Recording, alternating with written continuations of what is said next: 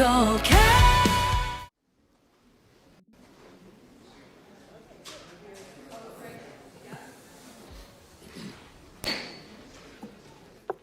This hearing will come to order.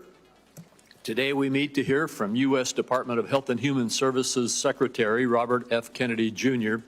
about President Trump's 2026 health care agenda.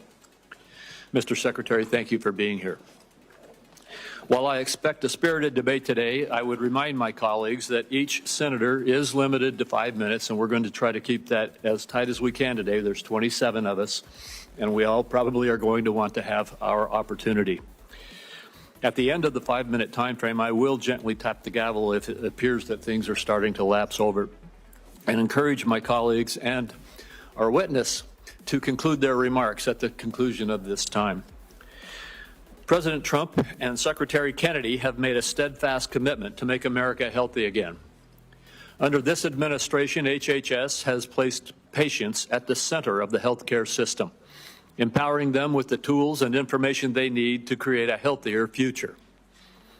We know that chronic diseases such as heart disease and cancer and diabetes are some of the leading causes of death in America. Now the department has a renewed focus on tackling the root causes of chronic disease and promoting prevention first. I look forward to exploring ways that the federal government can further align payment incentives to support healthy living and fight chronic disease. The administration has also prioritized efforts to end waste, fraud, and abuse in our federal health care programs, including through eligibility and enrollment verification. This critical work is not just about saving taxpayer dollars. It's about restoring trust and ensuring vital programs like Medicare and Medicaid are sustainable for generations to come. In July, the Centers for Medicare and Medicaid Services, CMS, announced that the agency identified 2.8 million Americans who were simultaneously enrolled in multiple Medicaid or Affordable Care Act exchange plans. Stopping this duplicate enrollment while working with states to ensure that individuals do not inappropriately lose coverage has the potential to save taxpayers $14 billion annually. CMS has also taken steps to provide states with additional immigration information to verify eligibility for federal health care programs. Preserving lifelines like Medicaid for those who are legally entitled under the law will ensure long-term sustainability. Congress has bolstered these efforts by passing the One Big Beautiful Bill. This bill enacts common sense reforms to reduce improper payments and brings needed personal accountability to the Medicaid program. These reforms will protect Medicaid and refocus the program on the most vulnerable patients, those whom the program was intended to serve. The OBBA also created the Rural Health Transformation Program, the single largest investment in rural health care in decades, to help stabilize and modernize the rural health delivery system throughout our country. These accomplishments reflect a vision for a healthcare system that is proactive, efficient, and patient-centered. While many of the issues discussed today may be partisan in nature, this committee has a deep history of bipartisan healthcare accomplishments. I remain committed to partnering with this administration and Ranking Member Wyden to enact policies that realign incentives in the prescription drug supply chain, expand access to telehealth, and ensure long-term stability in our physician payment system. Mr. Secretary, I look forward to hearing from you today about the administration's efforts to make America healthy again, and how we can continue to work together to achieve this shared goal. Thank you very much. Senator Wyden. Thank you, Mr. Chairman. As the committee gathers today, the United States is in the midst of a health care calamity, the largest cuts to American health care in the history of our nation, and they are approaching like an avalanche. Last week, most of the senior leadership at the Centers for Disease Control and Prevention were fired or they resigned after refusing to bow to Robert Kennedy's unceasing crusade against vaccines. I traveled across Oregon last month, and the message was the same from one end of the state to the other. Families are confused. They're scared about who to trust about their health care. Robert Kennedy and Donald Trump have done so much to feed that mistrust. This morning, my staff, in partnership with Senator Alsobrooks' team, is releasing a report that shows the disaster of Robert Kennedy's 203 days in office. Every single day, there's been an action that endangers the health and wellness of American families. Robert Kennedy has elevated conspiracy theorists, crackpots, and grifters to make life or death decisions about the health care of the American people. Robert Kennedy's tenure is so far marked by 3 calling cards. One is chaos at federal health agencies, leaving families, doctors, and the entire nation confused and frightened.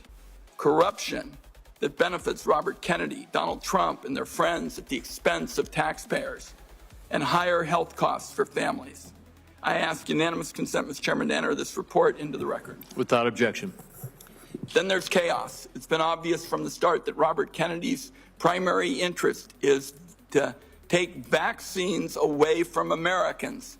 During his confirmation process, he claimed to be pro-safety and pro-science, but his actions reveal a steadfast commitment to elevating junk science and fringe conspiracies. His agenda has not been about choices and information for families. Just last week, he threatened doctors that deviated from the new anti-science vaccine guidelines he released that make it harder for pregnant women and children to get the COVID vaccine. And then there's corruption. Robert Kennedy's bizarre statements and actions beg the question, why? Democrats on this committee answered that question months ago. Robert Kennedy can enrich himself and his allies. His family still stands to gain from class action lawsuits against vaccine makers. Now, Robert Kennedy fired every member, every single one of the group responsible for making vaccine recommendations to doctors across the country under the false pretense of conflicts of interest. Meanwhile, many of the new members of the panel are outright vaccine deniers who've appeared as paid witnesses in lawsuits against vaccine makers. Their conflicts of interest and ethics disclosures remain hidden under lock and key.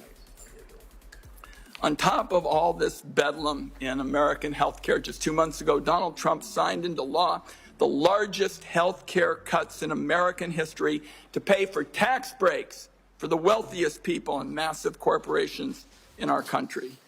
Republicans know these cuts are going to hit communities like a wrecking ball. That's why they pushed the most severe cuts until after the election. That's why their members already introduced bills to roll back some of the cuts. Make no mistake, though, those cuts are being felt right now.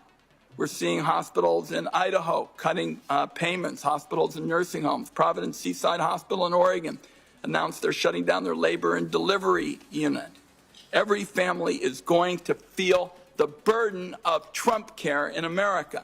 Premiums are going to spike next year, especially for those who buy health insurance on their own, but the effects will be felt by those who get insurance also through an employer. Congress has an opportunity to extend the Affordable Care Act tax credits that lower the cost of premiums. Democrats are ready to pass an extension that stops a dramatic premium spike that would force many families to pay double what they do today. Instead of finding ways to help American families pay less for health care, Robert Kennedy is focused on his anti-vaccine mission, fueled by some kind of complex that the consequences be damned. Amid this litany of corruption and chaos, the one point I have to underline is Robert Kennedy puts children in harm's way every single day in America. To my Republican colleagues, I must ask, what line must Robert Kennedy cross before some of you will also join this alarm? This weekend, under the cover of darkness, Robert Kennedy attempted to disappear hundreds of children under his care at Office of Refugee Resettlement facilities. These children here without parents or family were rounded up in the middle of the night and put on planes to Guatemala. Lawyers on the ground described unthinkable scenes.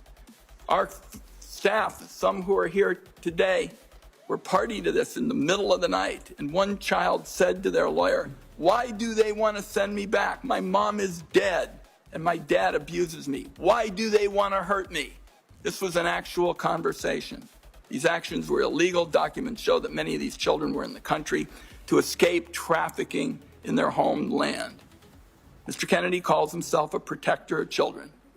Some kind of rich claiming from somebody who's flown on Jeffrey Epstein's private jet on multiple occasions. I don't think Robert Kennedy should be within a million miles of this job. Republicans on the committee had a chance to prevent the public health train wreck that Mr. Kennedy has engineered. Everyone voted for him. It is in the country's best interest that Robert Kennedy step down, and if he doesn't, Donald Trump should fire him before more people are hurt by his reckless disregard for science and the truth. I also would like to note Senator Cantwell has joined us in this effort. I hope, at the very least, Robert Kennedy has the decency to tell the truth this morning. Mr. Chairman, I have a procedural request I'd like to make at this time. It's a short one. Proceed. Thank you, Mr. Chairman. Mr. Chairman, it's unfortunate that I have to say this, but this is a witness who has lied to members of the Senate Finance Committee. In response to over 35 written questions, including from me, he said, and I quote, that he would do nothing as HHS Secretary that makes it difficult or discourages people from taking vaccines. That was clearly not true. His unprecedented unilateral actions to restrict access to COVID vaccines, that alone proves it. He tried to fire the Senate-approved CDC director after she chose the truth over what I consider his delusions. His prepared testimony even today includes the debunked lie that 500,000 children disappeared under the Biden administration's watch, a lie that the Trump administration is using as a pretext to hunt immigrant children and their families. So, my request, Mr. Chairman, and I think it is unfortunate that I have to do this, but given the unprecedented nature of the witness's behavior, I would ask now that the committee formally swear in Robert Kennedy as a witness. Senator Wyden, I will personally object and will reject your request. We will treat this witness as we treat all of the other administration witnesses who come before us. And let me just say again, as I said in my opening remarks, we will have some partisan disagreements today. We're having partisan disagreements right now, and I am having partisan disagreements with you on your characterization of the facts. The bottom line is we will let the Secretary make his own case in his opening statement. I'll only say, Mr. Chairman, that this committee's unwillingness to swear this witness is basically a message that it is acceptable to lie to the Senate Finance Committee about hugely important questions like vaccines. I think it's a great mistake, and that's why I've made the request. I understand that you're not going to grant it, and we can move on. We'll get to the bottom of your accusations, but at this point, I'm going to turn to our witness, the Secretary of Health and Human Services, Robert F. Kennedy, Jr. And Mr. Kennedy, Mr. Secretary, you may make your opening statement at this time. Thank you, Chairman Crapo, and thank you, Ranking Member Wyden, for the invitation to appear before the committee today. Before I summarize what we've accomplished this year at HHS, I want to express my deepest condolence to the family of DeKalb County Police Officer David Rose, who gave his life to stop the gunfire attack on the CDC on August 8th. Officer Rose was a veteran. He was a husband and the father of 2 children. Officer Rose's widow, whom I visited, is expecting their 3rd child. I'd like Officer Rose's family to know that he remains in our prayers and that he will continue to be in our thoughts. Let me start with the big picture. Under President Trump's leadership, we at HHS are enacting a once-in-a-generation shift from a sick care system to a true health care system that tackles the root causes of chronic disease.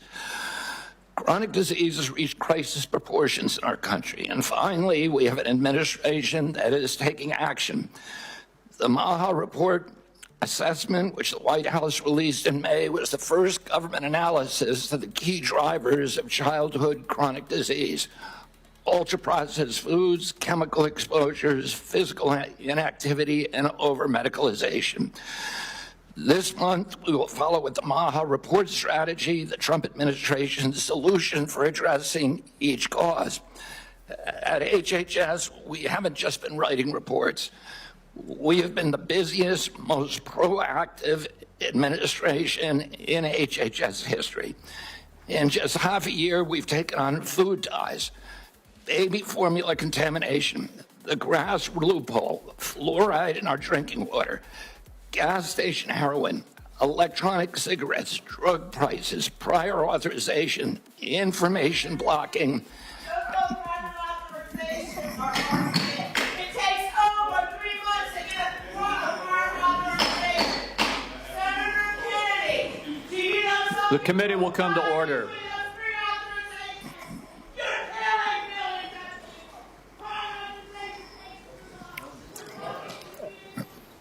I apologize to you for that outburst, Secretary Kennedy. I would notify everyone else in the audience.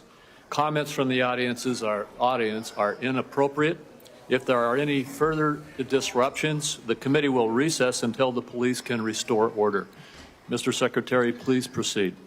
As I was saying, prior authorization, information blocking, and healthcare interoperability. We're ending gain-of-function research, child mutilation, and reducing animal testing. We are addressing cell phone use in schools, excessive screen time for youth, the lack of nutrition education in our medical schools, sickle cell anemia, hepatitis C, the East Palestine chemical spill, and many, many others. At FDA, we are now on track to approve more drugs this year than at any time in history. I'm also proud to say that HHS under President Trump is doing more with less. We have taken measures to fight waste, fraud, and abuse.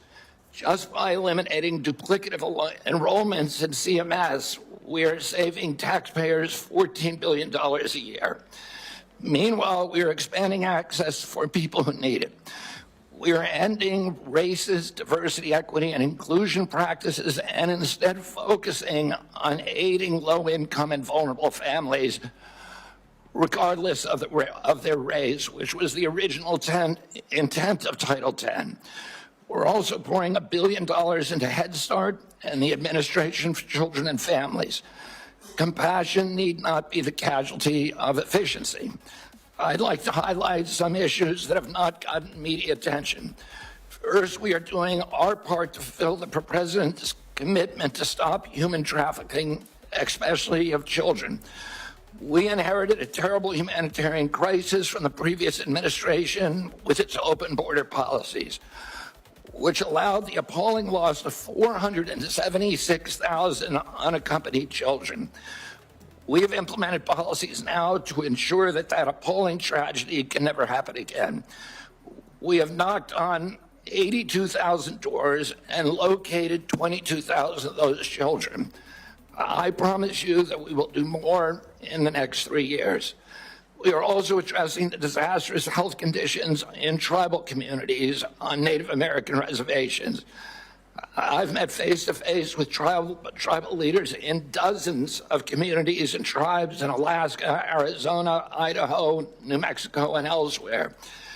And I look forward to making HHS resources more available to those communities. One of the most significant initiatives under President Trump is the Rural Health Transformation Fund, part of the President's Big Beautiful Bill, which will provide the greatest investment of federal money into rural health care in history. Finally, I would like to address the recent shakeups at CDC. These changes were absolutely necessary adjustments to restore the agency to its role as the world's gold standard public health agency with the central mission of protecting Americans from infectious disease.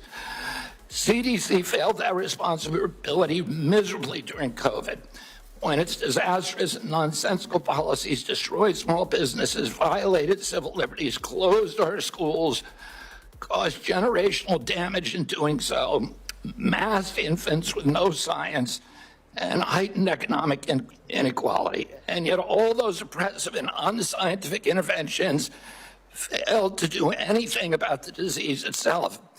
America is home to 4.2% of the world's population, yet we had nearly 20% of the COVID deaths.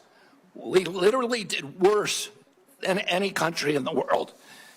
And the people at CDC who oversaw that process, who put masks on our children, who closed our schools, are the people who will be leaving. And that's why we need bold, competent, and creative new leadership at CDC. People able and willing to chart a new course. As my father once said, progress is a nice word, but change is its motivator. And change has its enemies. That's why we need new blood at CDC. That's also why it's imperative that we remove officials with conflicts of interest and catastrophically bad judgment and political agendas. We need unbiased, politics-free, transparent, evidence-based science in the public interest. Those are the guiding principles behind the changes at the CDC, and that is what you can expect all across our agency for the next 3 years.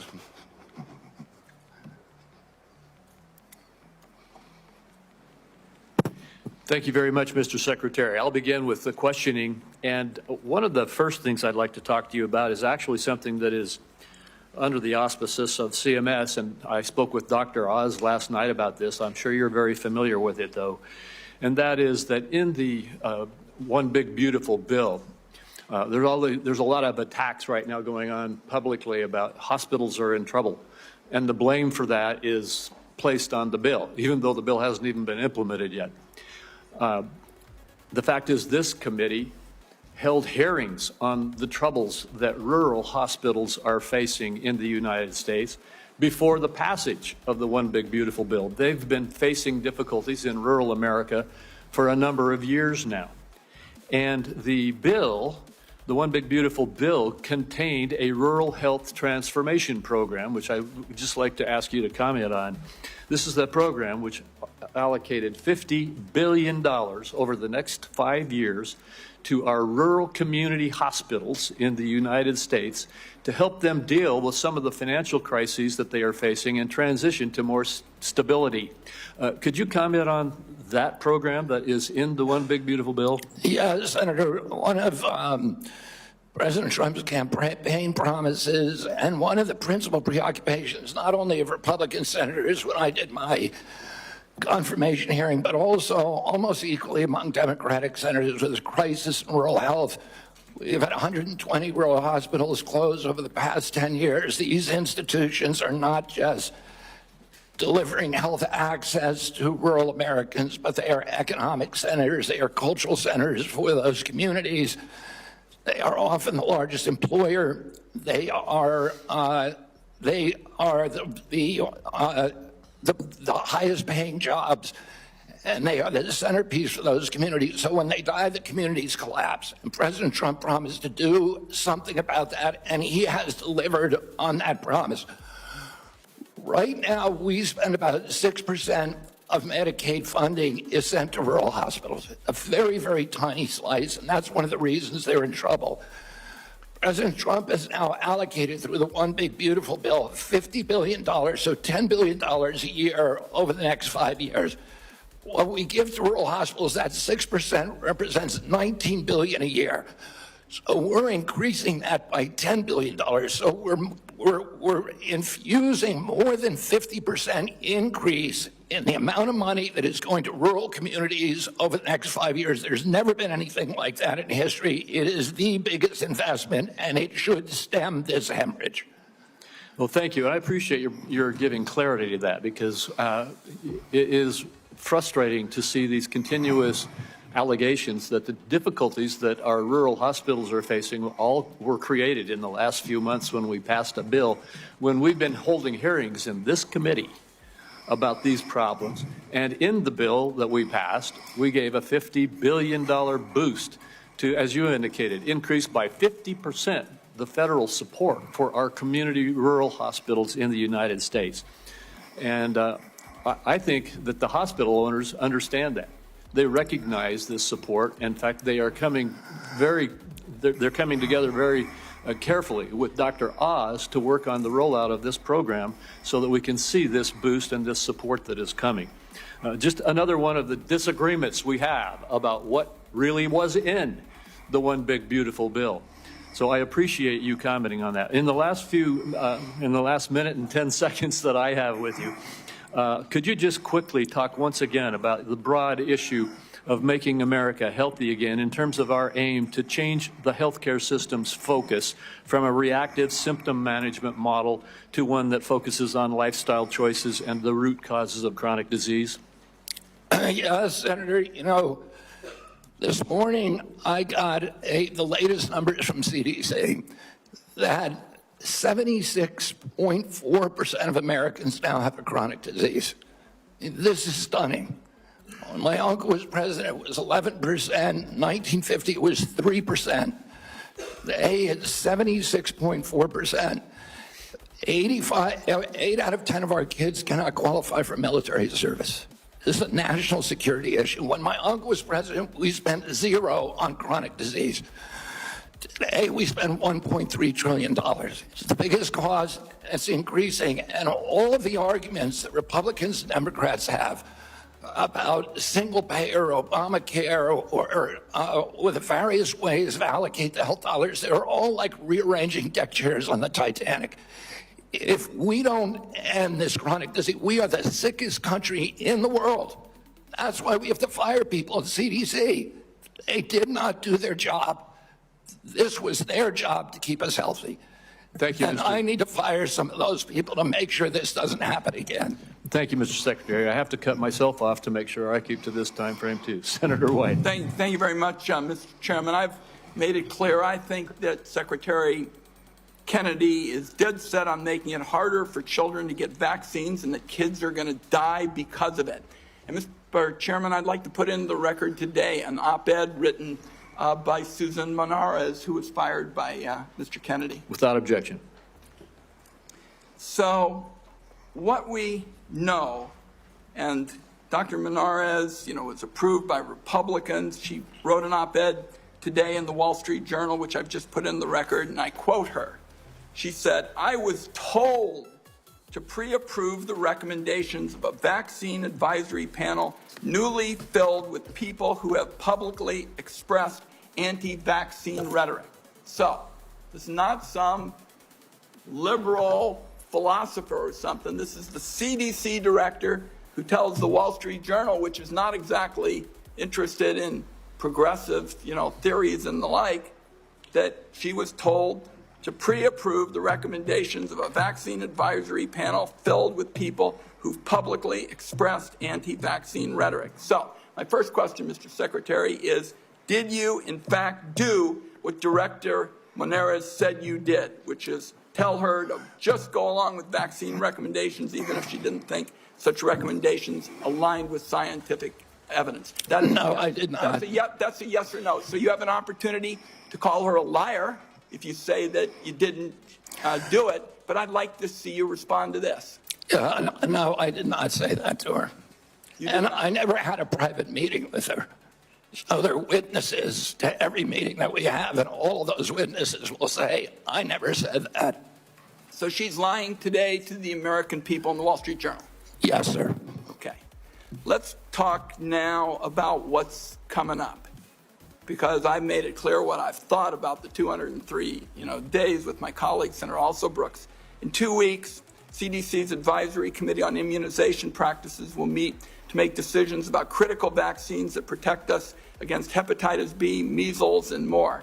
The committee's got a profound impact on vaccine access, but these aren't ordinary meetings. You've stacked the deck to ensure the panel bends to your views. In June, you fired all 17 committee members who are respected scientists and doctors. You replaced them with non-experts, vaccine skeptics, and conspiracy theorists.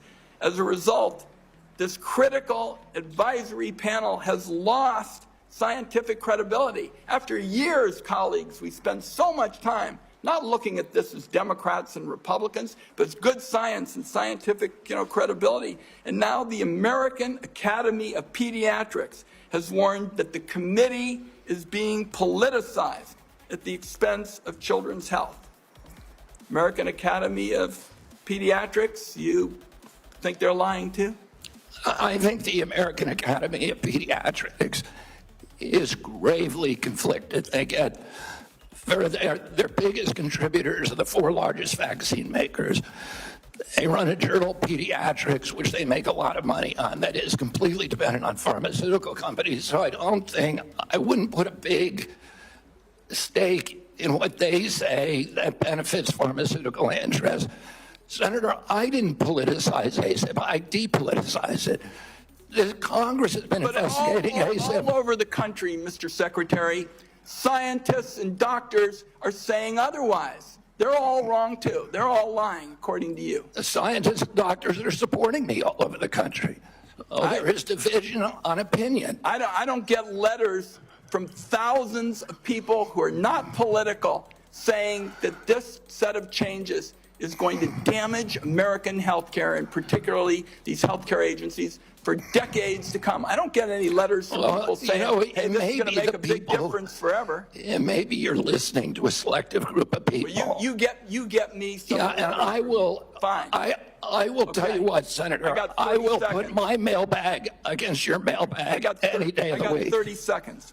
Dangerous respiratory viruses like RSV are on the agenda for the next advisory meeting. Countless parents have been awakened in the dead of night by a wheezing kid gasping for air, forced to rush their little one to the ER. There's no worse heart-wrenching fear. The RSV vaccine offers these kids protection against the worst effects of the virus. But now it looks like you're on a crusade to make infants and babies more vulnerable to the terrible illness. That's what we're doing with the COVID changes. And please make your answer brief, Mr. Secretary. I've said that the position is indefensible. I think it's possible. Congress has been investigating that committee for 23 years because it is pervaded with conflicts of interest. What we did is we got rid of the conflicts of interest. We depoliticized it and put great scientists on it from a very diverse group. Let me close very pro-vaccine. Let me close with this because, like Senator Crapo, I'm a few seconds over. I don't think, Mr. Secretary, this is about you and me. This is about kids being pushed in harm's way by reckless and repeated decisions to get scientists and doctors out of the way and allow conspiracy theories to dictate this country's health policy. I don't see any evidence that you have any regrets about anything you've done or plans to change it. And my last comment is, I hope that you will tell the American people how many preventable child deaths are an acceptable sacrifice for enacting an agenda that I think is fundamentally cruel and defies common sense. Thank you, Mr. Chairman. Do I get a reply? Or, Senator, you've sat in that chair for how long? 20, 25 years, while the chronic disease in our children went up to 76%. And you said nothing. You never asked the question why it's happening. Why is this happening? Today, for the first time in 20 years, we learned that infant mortality has increased in our country. It's not because I came in here. It's because of what happened during the Biden administration that we're going to end. I'm going to let Senator Wyden respond briefly to that, and then we're not going to go over like we just did. Defend this committee on a bipartisan basis. Colleagues, my cabinet secretary says that we have no interest in chronic care. Mr. Secretary, Mr. Chairman, could we have regular order, please? We are in the process of turning around the Medicare program with the chronic care bill that Chairman Hatch, when he was chairman in this committee, put together on a bipartisan basis. All right, we're going to proceed. And I just want the rest of the members to know, I gave Senator Wyden as ranking member some leeway there, but we're going to stick to the 5 minutes. Senator Grassley. First of all, thank you. I have asked HH secretaries in the past to fully utilize the Rural Community Hospital Demonstration Program under Medicare. The program has been underutilized. In May, the CMS filled the open slots. Thanks to your agency's work, there's been 10 more rural hospitals in the program. It's important that the federal government uses every tool possible to help rural hospitals, and thank you for making that possible. Now to my questions. Back in January, during your confirmation hearing, you told me that you agreed to leave farming regulations to the Department of Agriculture and EPA. Do you think that any comments you have made since your confirmation on topics dealing with agriculture are consistent with what you said in January, that USDA and EPA ought to be regulating farming, and that the Department of Health and Human Services should not seek to regulate farms, the tools they use, or the markets that they sell into? Yes, Senator, we are working very, very closely with Brooke Rollins and with the agricultural community. We've met with over 140 farm interests over the past 3 months to incorporate them to make sure that the MAHA agenda is consistent with their agenda. We are producing the best food in America, that we're protecting our soils and our soil microbiome, and that we're protecting all kinds of farmers, including those who want to transition to regenerative agriculture. We're consulting every stakeholder in the farm community in everything that we do. I just raised the question because farmers in my state have been concerned about some of the things you're saying. Senator, I can't hear you. I'm sorry. Some of the farmers in my state have been raising questions about some of the things that they think you said, whether it was out of context or not. I just thought I'd raise this question so that you would keep by what you told us back in January at your confirmation hearing. Now, Senator Durbin and I have a bipartisan bill that requires price disclosures on TV ads. Price transparency is important in drug advertisement. I know that President Trump, Vice President Vance, and you are all supportive of this effort. When can I expect action from this administration on requiring drug companies to publish the price of drugs in their TV ads? And just in case you would tell me that you don't think you have that authority, can you help Senator Durbin and I on our bill so that we can ensure that you have legal authority to require price disclosure? Senator, I think it would be good for us to talk about this offline. We are working on this in our agency, and I'm happy to give you the details of what we're doing. Okay. I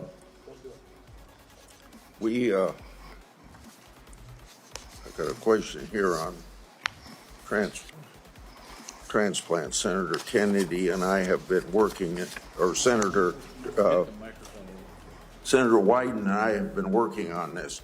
For nearly 2 decades, I've engaged in a bipartisan oversight of the organ transplant system. RISA has developed a tool to combat transplant line skipping.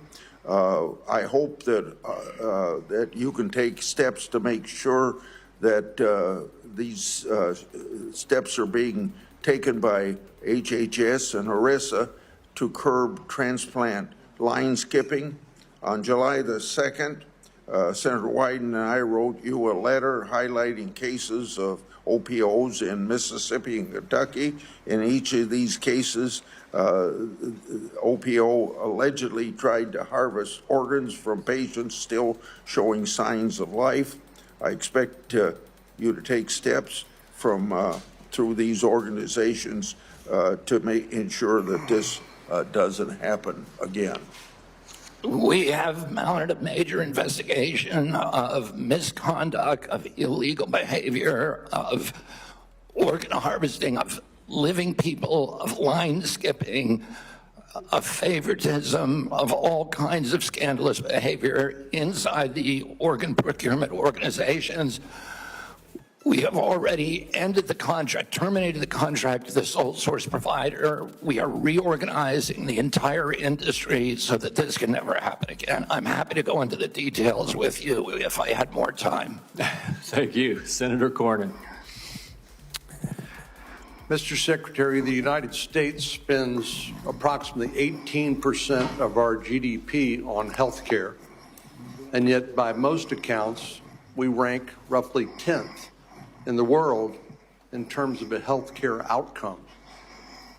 Our Democratic colleagues seem to think the more money you spend, you're necessarily going to improve those outcomes.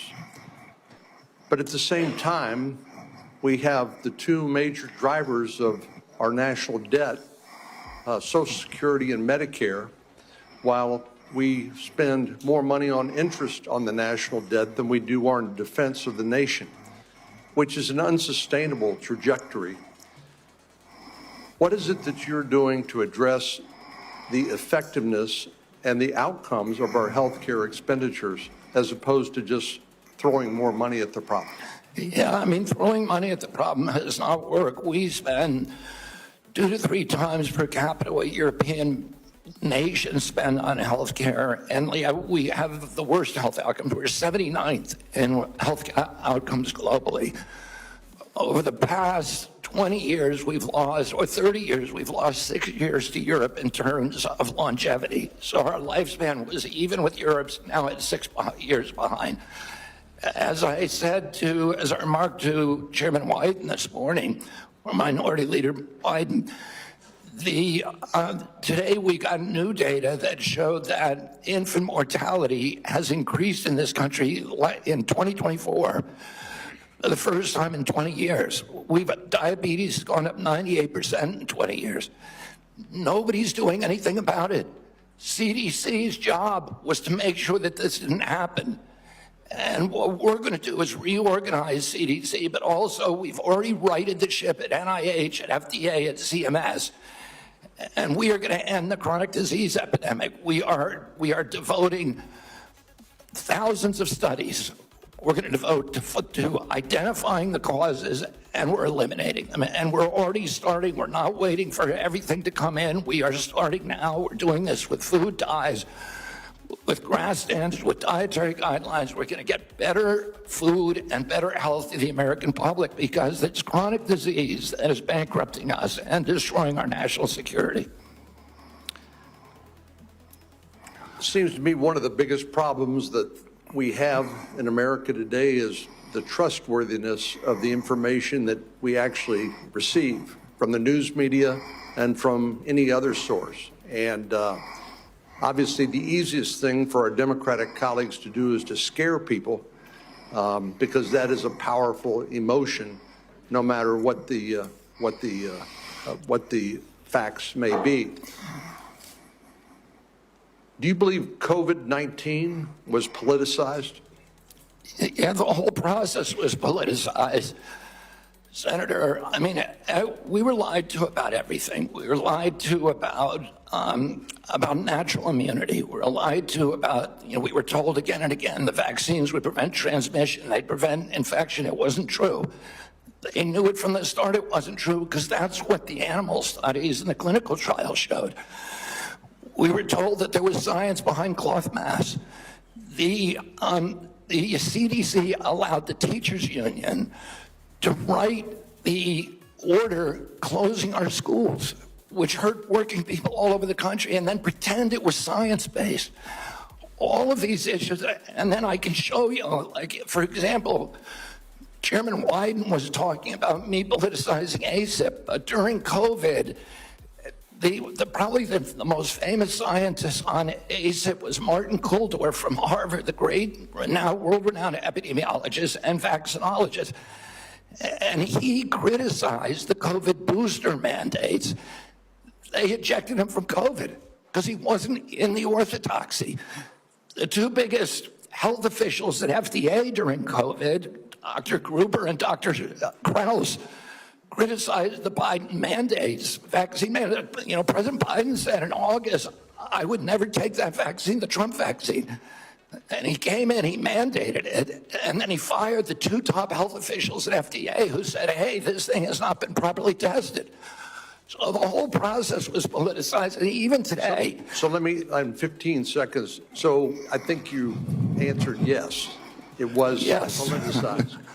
And I have concerns that when you look at some of the conflicts of interest in peer-reviewed articles in professional journals, and when you point out that even some of the physician associations are conflicted because of the money they get from the pharmaceutical industry. Are you committed to trying to make sure that we use the best science and separate and eliminate politics as much as possible? That is what my job is. That's what my mission is. Eliminate the politics from science. Senator Bennett. Mr. Secretary, in June, you fired every member. Mr. Secretary, Mr. Secretary, may I have my time back, Mr. Chairman? Thank you. Mr. Secretary, thank you for your attention. In June, you fired every member of the well-qualified panel that was charged with recommending vaccines to the CDC. No one in your job has ever fired every committee member all at once. That month, you told the American people that you were, quote, going to bring great people onto the ACIP panel, not anti-vaxxers. Are you aware that one of the people you put on the panel, Dr. Robert Malone, claimed that the commonly used mRNA vaccine, quote, causes a form of AIDS and can damage children's, quote, brains, their heart, their immune system, and their ability to have children in the future? Yes or no, Mr. Kennedy? And Dr. Malone is one of the inventors. Yes or no? Yes or no? Were you aware that he had that view when you appointed him to this panel? Dr. Malone is one of the inventors. As I said, Dr. Malone is one of the inventors of the mRNA vaccine, so he knows a lot more about it than I do. Mr. Chairman, that statement is not true that Dr. Malone made, just as it wasn't true when you wrote that, quote, African AIDS is entirely different from Western AIDS. Are you aware that another one of these new members, Dr. Levy, wrote that, quote, evidence is mounting and indisputable that mRNA vaccines cause serious harm, including death, especially among young people? Yes or no? Are you aware that he said that? I wasn't aware he said it, but I think I agree with it. You agree with it? It's not true. It wasn't true when he said it, and it's not true when you said it. Secretary Kennedy, later this month, your new panel will meet to consider changing vaccine recommendations for American children. In addition to the COVID-19 vaccines, they are set to review recommendations for the hepatitis B vaccine, for measles, for mumps, for rubella and varicella vaccine, and the RSV vaccine. These are common back-to-school vaccinations for children all over the industrialized world. If you change that, you owe parents in Colorado and across the country the benefit of some transparency, I think. If your panel recommends changing the vaccine schedule for children, do you anticipate that fewer children will receive these common vaccinations, yes or no? What I would say, Senator, the obvious answer is yes. Should parents and schools of Colorado be prepared for more measles outbreaks as a result of that, Mr. Secretary? Senator, how about more mumps outbreaks? I do not anticipate a change in the MMR vaccine. ACIP is an independent panel. So well, it's a panel you just put those folks on. Far from what you said, they're people with ideas that are completely outside the mainstream. You mean out of the pharmaceutical paradigm? Let me just say, Mr. Secretary, all these vaccines that we're talking about today are free and accessible to parents today in America who have the freedom to be able to make that choice for their children. Will that be true after your handpicked panel makes their judgments about these vaccines? I think that parents should be free to... I know you said that before. I do too. To make their own choices. So will they be just as free after these? I assume they will be. I will hold you to that, Secretary Kennedy, because this is not a podcast. It is the American people's health that's on the line here. This is the last thing, by the way, our parents need when their kids are going back to school, is to have the kind of confusion and expense and scarcity that you're creating as a result of your ideology. I think it's critical for you to share the evidence that this panel will rely on. Will you give the American people 6 months or 6 weeks in advance the record that they're going to rely on to make these decisions? Will you make it transparent for the American people? All the evidence is transparent. Will all you the make evidence- it in advance transparent for the American people so they can comment on it? All the evidence is transparent for the first time in history, and you were never there complaining when the pharmaceutical companies were picking those people and then running their products through with no safety testing. You can characterize it any way you want. I quoted them today. What I said was accurate. What you said were lies. You Are you described saying, people Senator, moving the Titanic. Senator, are you saying that the mRNA vaccine has never been associated with myocarditis or pericarditis in teenagers? I am simply. Is that what you're trying to tell us? I am simply trying to say that the people that you have put on that panel, after firing the entire. You're evading the question. No, I'm asking the questions here, You're Mr. evading Kennedy. that question. I'm asking the questions, I Mr. asked you a Kennedy. question. I'm asking the questions for Mr. Kennedy on behalf of parents and schools and teachers all over the United States of America who deserve so much better than your leadership. That's what this conversation is about, Mr. Chairman. Senator, they deserve the truth, and that's what we're going to give them for the first time in the history of that agency. Senator Cassidy. Thank you. I'll try and restore a little calm here. And I'm approaching this as a doctor, not as a senator. I am concerned about children's health, seniors' health, all of our health. And I applaud you for joining the president in a call for radical transparency. Thank you for that. I said yesterday, I believe it, that President Trump deserves a Nobel Prize for Operation Warp Speed. If he had been President Obama, he would have gotten it.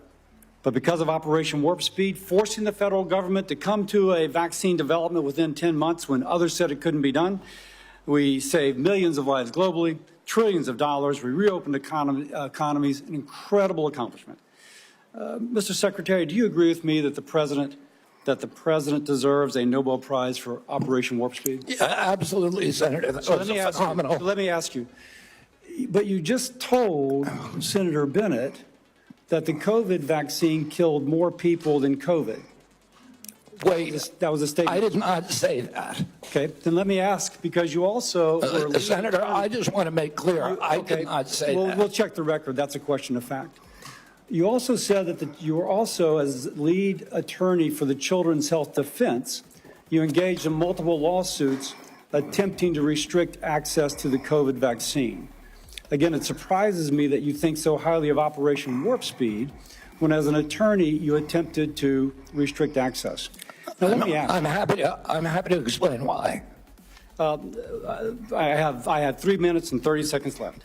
All right. It also surprises me because you've canceled, or HHS did, but apparently under your direction, $500 million in contracts using the mRNA vaccine platform that was critical to Operation Warp Speed. Again, an accomplishment that I think President Trump should get a Nobel Prize for. You canceled $500 million in contracts. Now, I grew up in a middle-class family, so $500 million seems, just to cancel, it seems like an incredible waste of money. But it also seems like a commentary upon what the president was attempting, what the president did in Operation Warp Speed, which is to create a platform by which to create vaccines. So this just seems inconsistent that you would agree with me the president deserves a tremendous amount of credit for this. Is this a question, Senator Cassidy, or is this a speech that you don't want me to answer? Because I want to answer that question. Please. If it's a question. But be tight, please. First of all, the reason that Operation Warp Speed was genius is it did something nobody had ever been done. I don't think any president but President Trump could do it. It got the vaccine to market that was perfectly matched to the virus at that time when it was badly needed, because there was low natural immunity and there were people getting very badly injured by COVID. And then, but it was also brought in therapeutics like hydroxychloroquine and ivermectin and protocols for treatments. And there were no mandates. And then okay, I have another question, so please, about 15 That's what I began litigating against President Biden's mandates. Now, I'm sorry, let me go on because in because terms you've of covered me the mandates canceling those before. contracts, I have limited time, Mr. Secretary, I'm sorry. You've called for, and rightly so, that we should restrict participation in agencies for those with conflict of interest.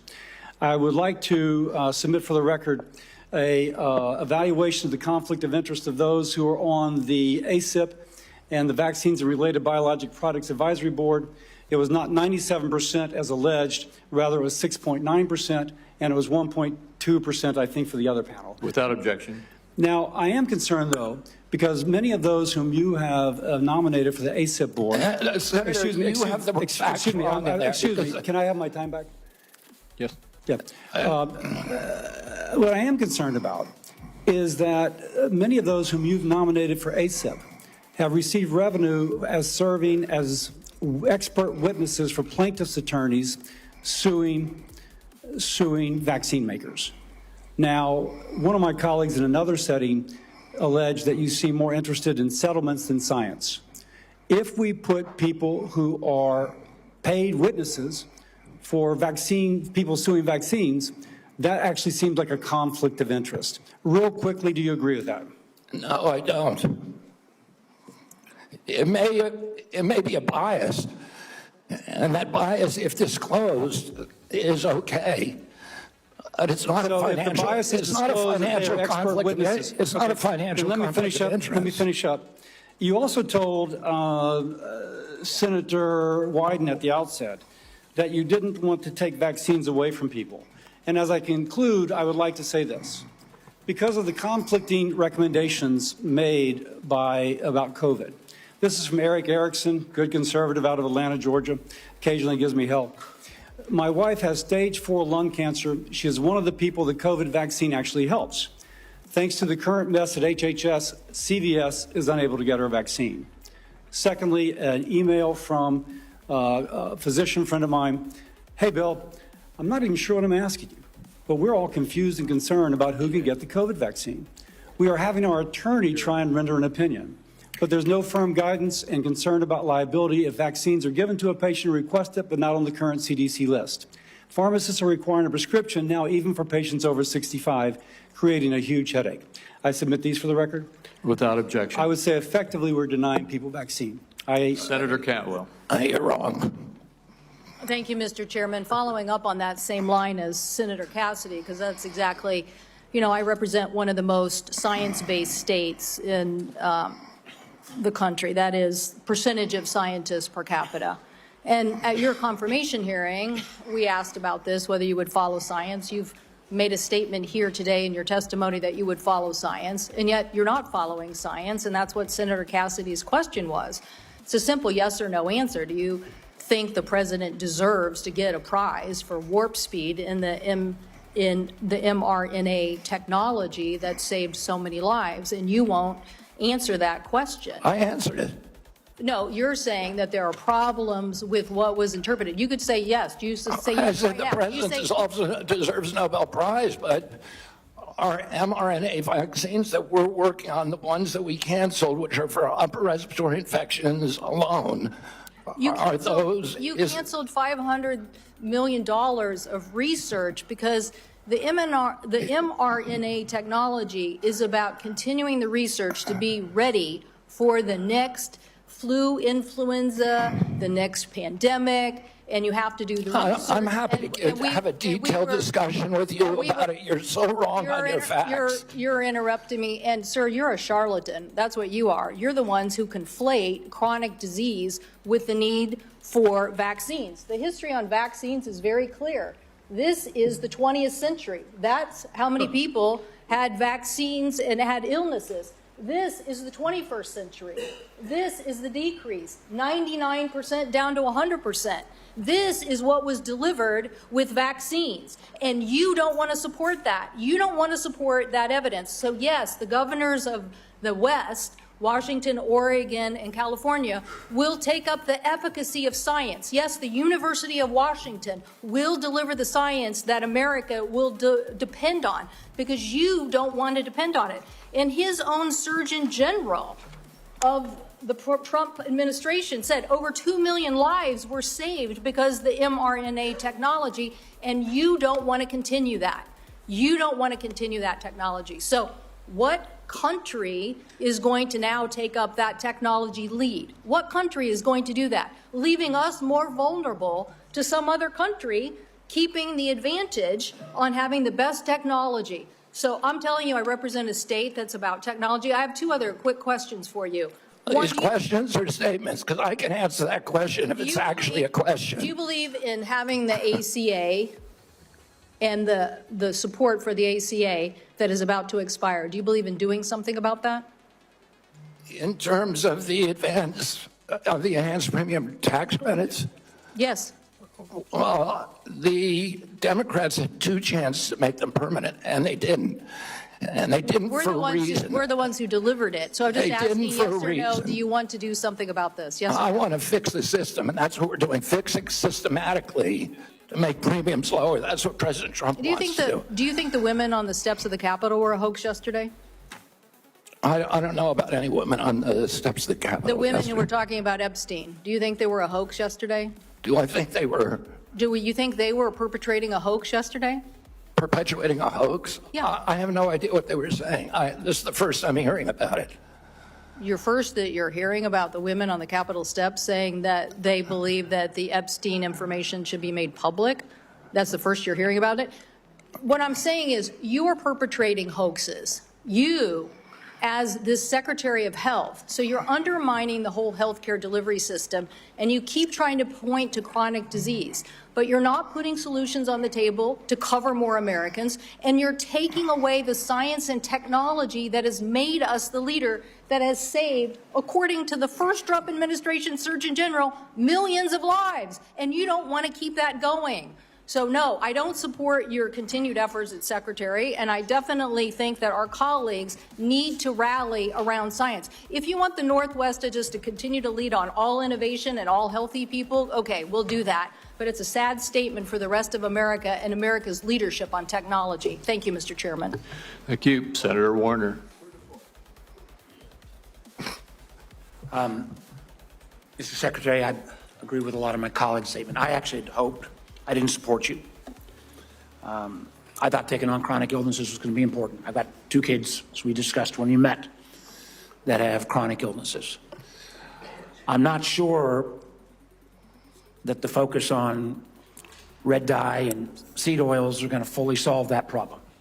Of course they won't.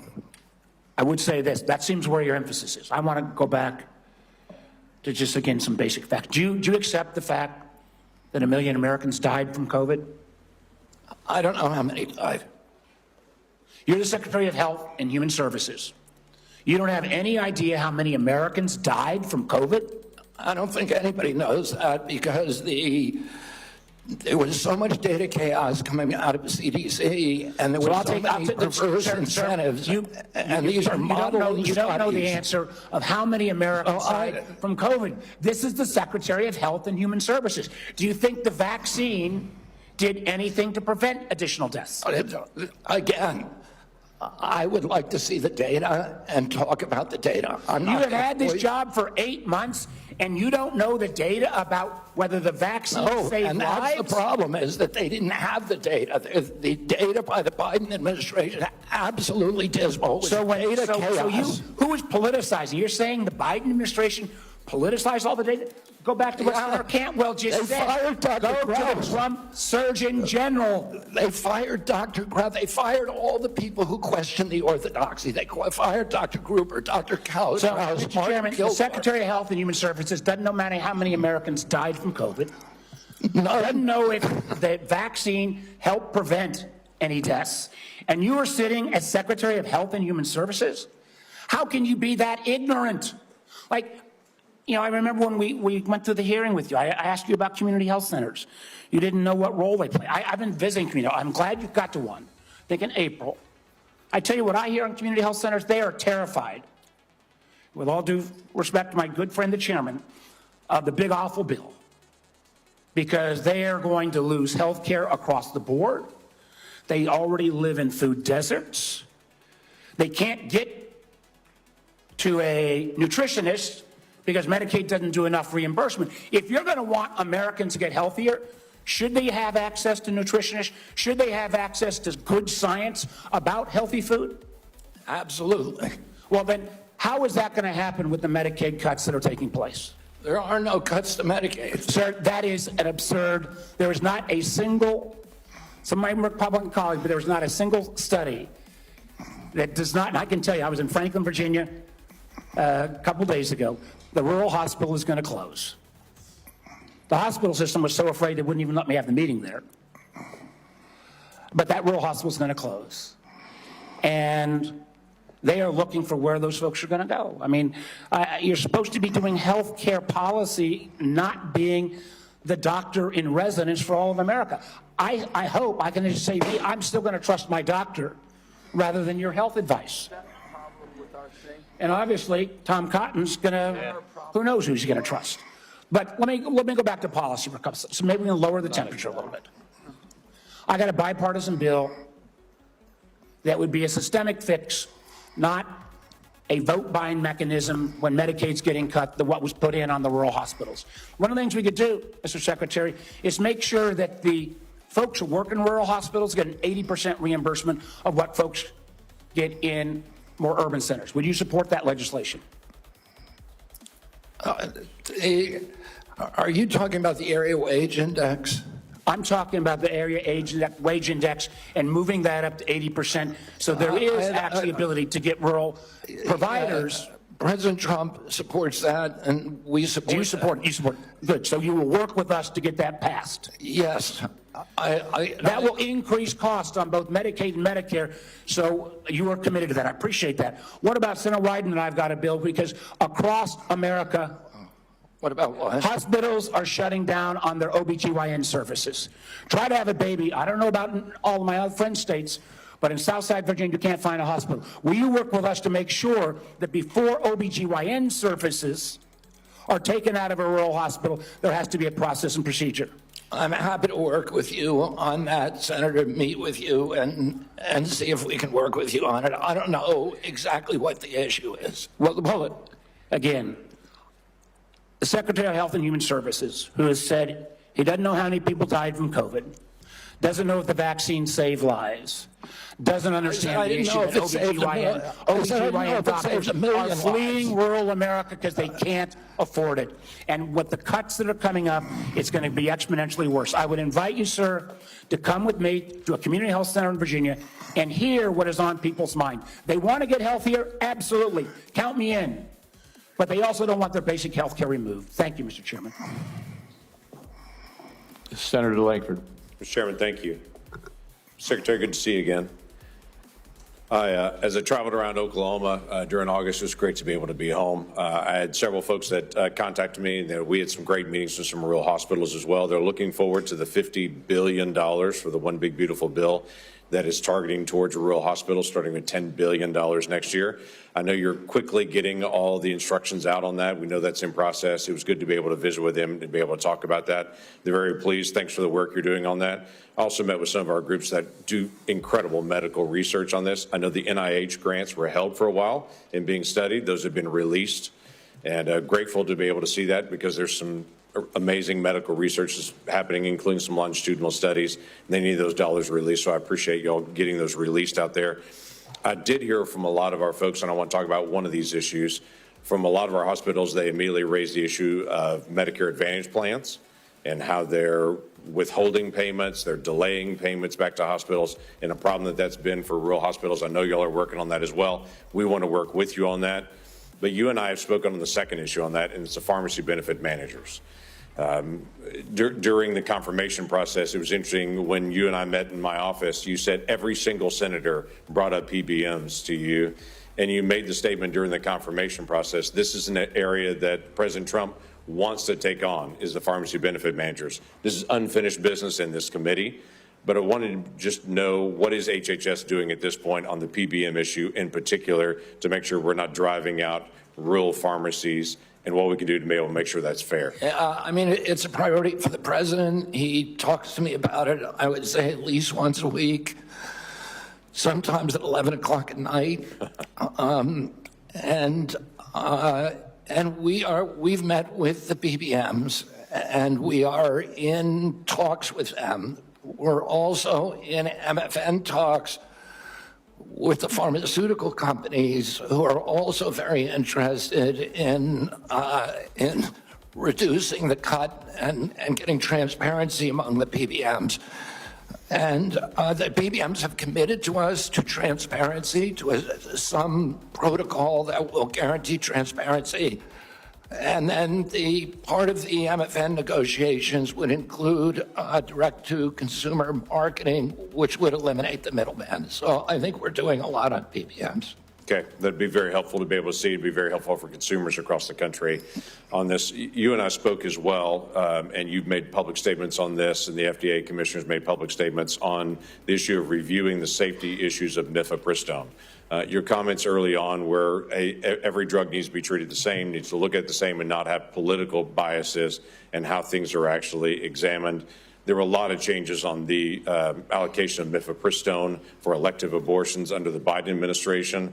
It's now open to anyone without a prescription on it. You don't have to go through a doctor on it. There's all kinds of issues that are happening now on it. So the question was, you said that there would be a review on that just to be able to look at it, make sure we're following all safety protocols. Do you know a timing on that review? I can't give you the exact timing. I talked to Marty McCary about it yesterday, and he said it is progressing apace. We're getting data in all the time, new data that we're reviewing. And we know that during the Biden administration, they actually twisted the data to bury one of the safety signals with a very high safety signal, around 11%. So we're going to make sure that that doesn't happen anymore. We're producing honest science and gold standard science on that. I'll keep you abreast of where we are. Thank you. Just go where the science leads on that. During the Biden administration, the Title X regulation that requires Title X family planning programs recipients to physically and financially separate from abortion activities, their Title X activities, and eliminate them promoting or providing abortion with those funds. That was flipped from the original Trump rule that was done under the first presidency. During a confirmation, you had committed to go back and look at that again and to be able to see. My question is, do you know the timeline for agency action for when that rule on Title X and the separation payments rule will be either reviewed or will actually be reinstated to the original Trump rule under his first presidency? I don't know if they're I just don't know the answer to your question, whether they're actually reviewing the rule right now. I can tell you that the NGOs that have that issue, that refuse to separate their payments streams and separate their operations, are not getting funded. Okay, well, that was an issue under the law when it first came out, to be able to keep those things separate on it. So yeah. Look forward to that. Thank you, Mr. Chairman. Thank you. Senator Hassan. Oh, thank you, Mr. Chairman, and good morning, Secretary Kennedy. Just before I ask a question, I did want to note, in response to the Secretary's statement that the Trump administration wants to lower the cost of health insurance, that across the country right now, the median increase for commercial insurers that we're seeing this fall is 18%, just as families are struggling to make ends meet. Now, I want to follow up on a line of questioning that Senator Cassidy began. Mr. Secretary, President Trump said that the COVID-19 vaccine produced by Operation Warp Speed was, and these are the President's words, a monumental national achievement. Although I have strongly opposed many of President Trump's actions, I agree with him that Operation Warp Speed in 2020 was a monumental achievement. Unfortunately, you are undermining one of the President's biggest achievements, which, as the President said, saved millions of American lives. You even went as far as to call President Trump weak for this life-saving accomplishment. Last year, you tweeted that President Trump has a weakness for swamp creatures, and that Operation Warp Speed was among, here's your quote again, the most devastating impact of President Trump's weakness. So, Mr. Secretary, was Operation Warp Speed a monumental national achievement, as President Trump said? For the reason that I already said, and I assume you won't let me repeat, but I'm happy to if you want, yes, it was. Good. assuming it is a monumental achievement, you've said it was, is it true that, as President Trump has said, he saved millions of American lives with the COVID-19 vaccine? Because you've just expressed great confusion about that to Senator Warner.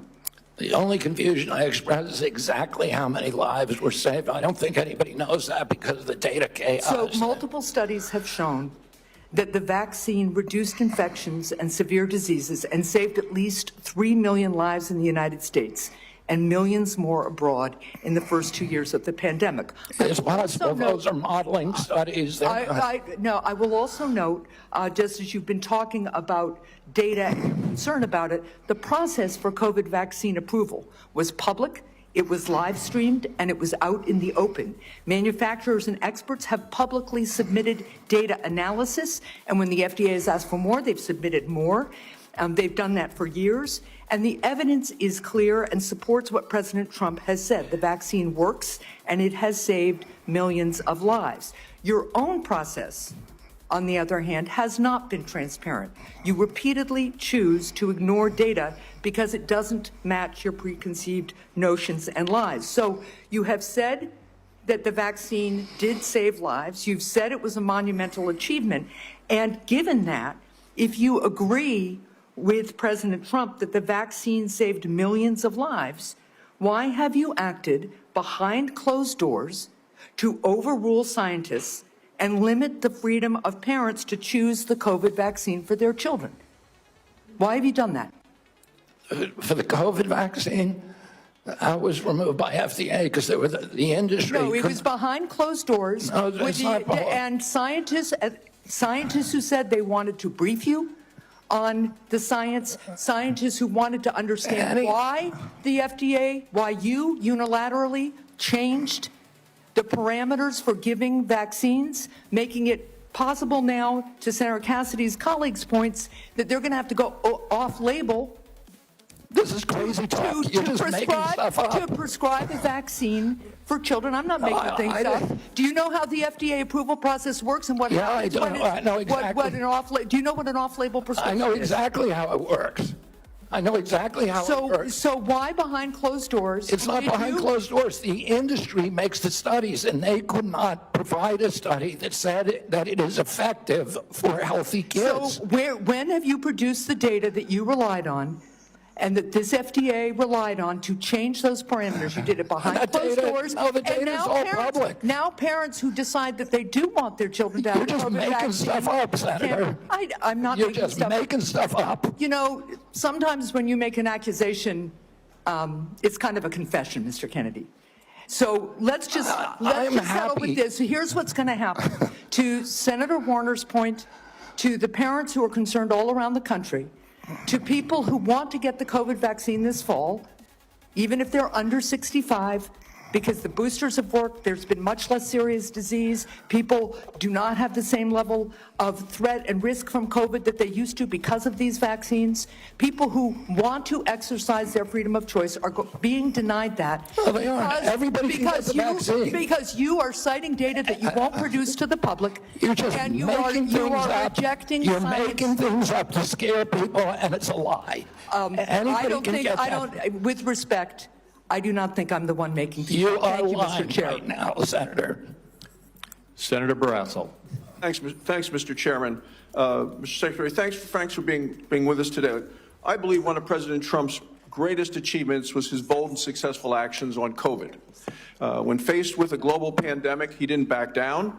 He was determined to find a cure, and through Operation Warp Speed, a vaccine was developed that distributed quickly, safely, effectively, and I believe it saved many, many lives. I think it's a model of American ingenuity and public-private partnership.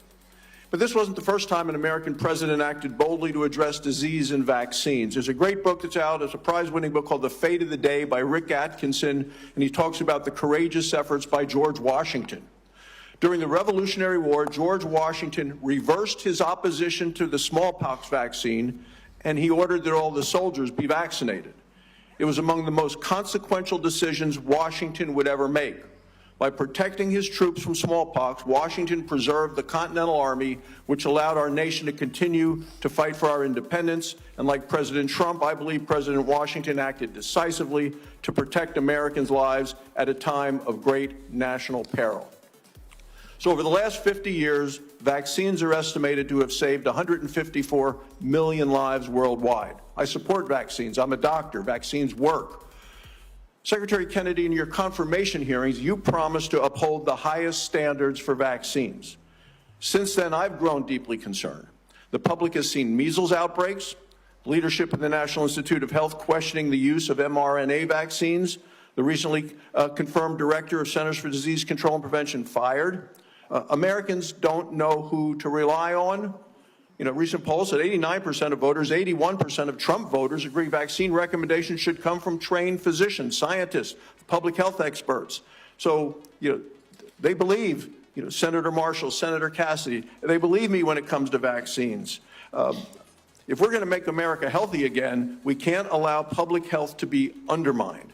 So could you explain what steps you're going to be taking to ensure vaccine guidance is clear, evidence-based, and trustworthy? We're going to make it clear, evidence-based, and trustworthy for the first time in history. For most, right now, you know, when I was a kid, I got 3 vaccines. I was fully compliant. Today's children have to get between 69 and 92 vaccines in order to be fully compliant, between maternity and 18 years. Only one of those 19 vaccines, 92 doses, only one of those vaccines has ever been tested against an inert placebo. And what we're doing now is any new vaccine that before it's approved and licensed will have to demonstrate safety against an inert placebo. And we're going to go back and do observational studies on the existing vaccines to see if they're linked to any of these chronic disease epidemics so that people can understand the risk profile of those products and make good assessments for their own health. So in 2 weeks, vaccine experts at the CDC are going to meet to discuss childhood vaccine recommendations. Parents and physicians depend upon this guidance to make decisions and to keep kids safe. And as I said, I support vaccines.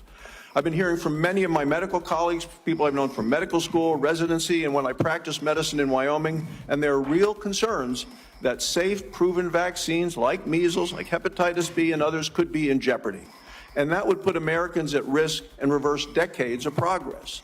As we've seen over the last 4 years, the previous administration 4 years, when recommendations became politicized or were swayed by bias, that the public trust can be lost. So what safeguards are in place to ensure decisions are based solely on science and not politics?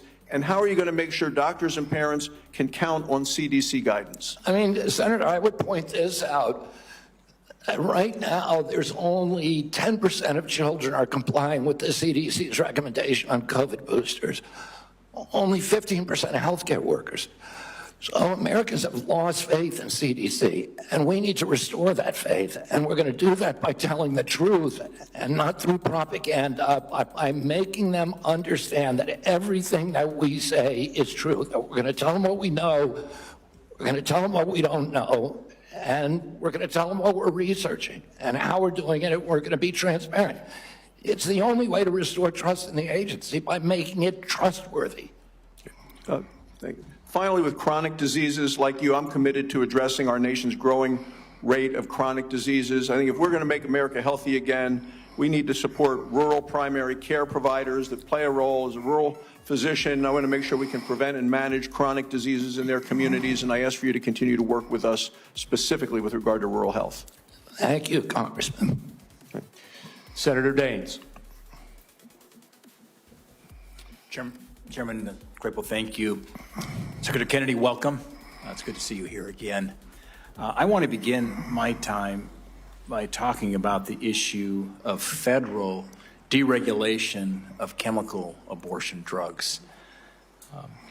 Since mifepristone was approved in 2000, 25 years ago, the FDA has steadily stripped away safeguards related to this drug, no longer requiring a doctor's prescription, no follow-up visits, no adverse event reporting, and now allowing it to be sent through the mail.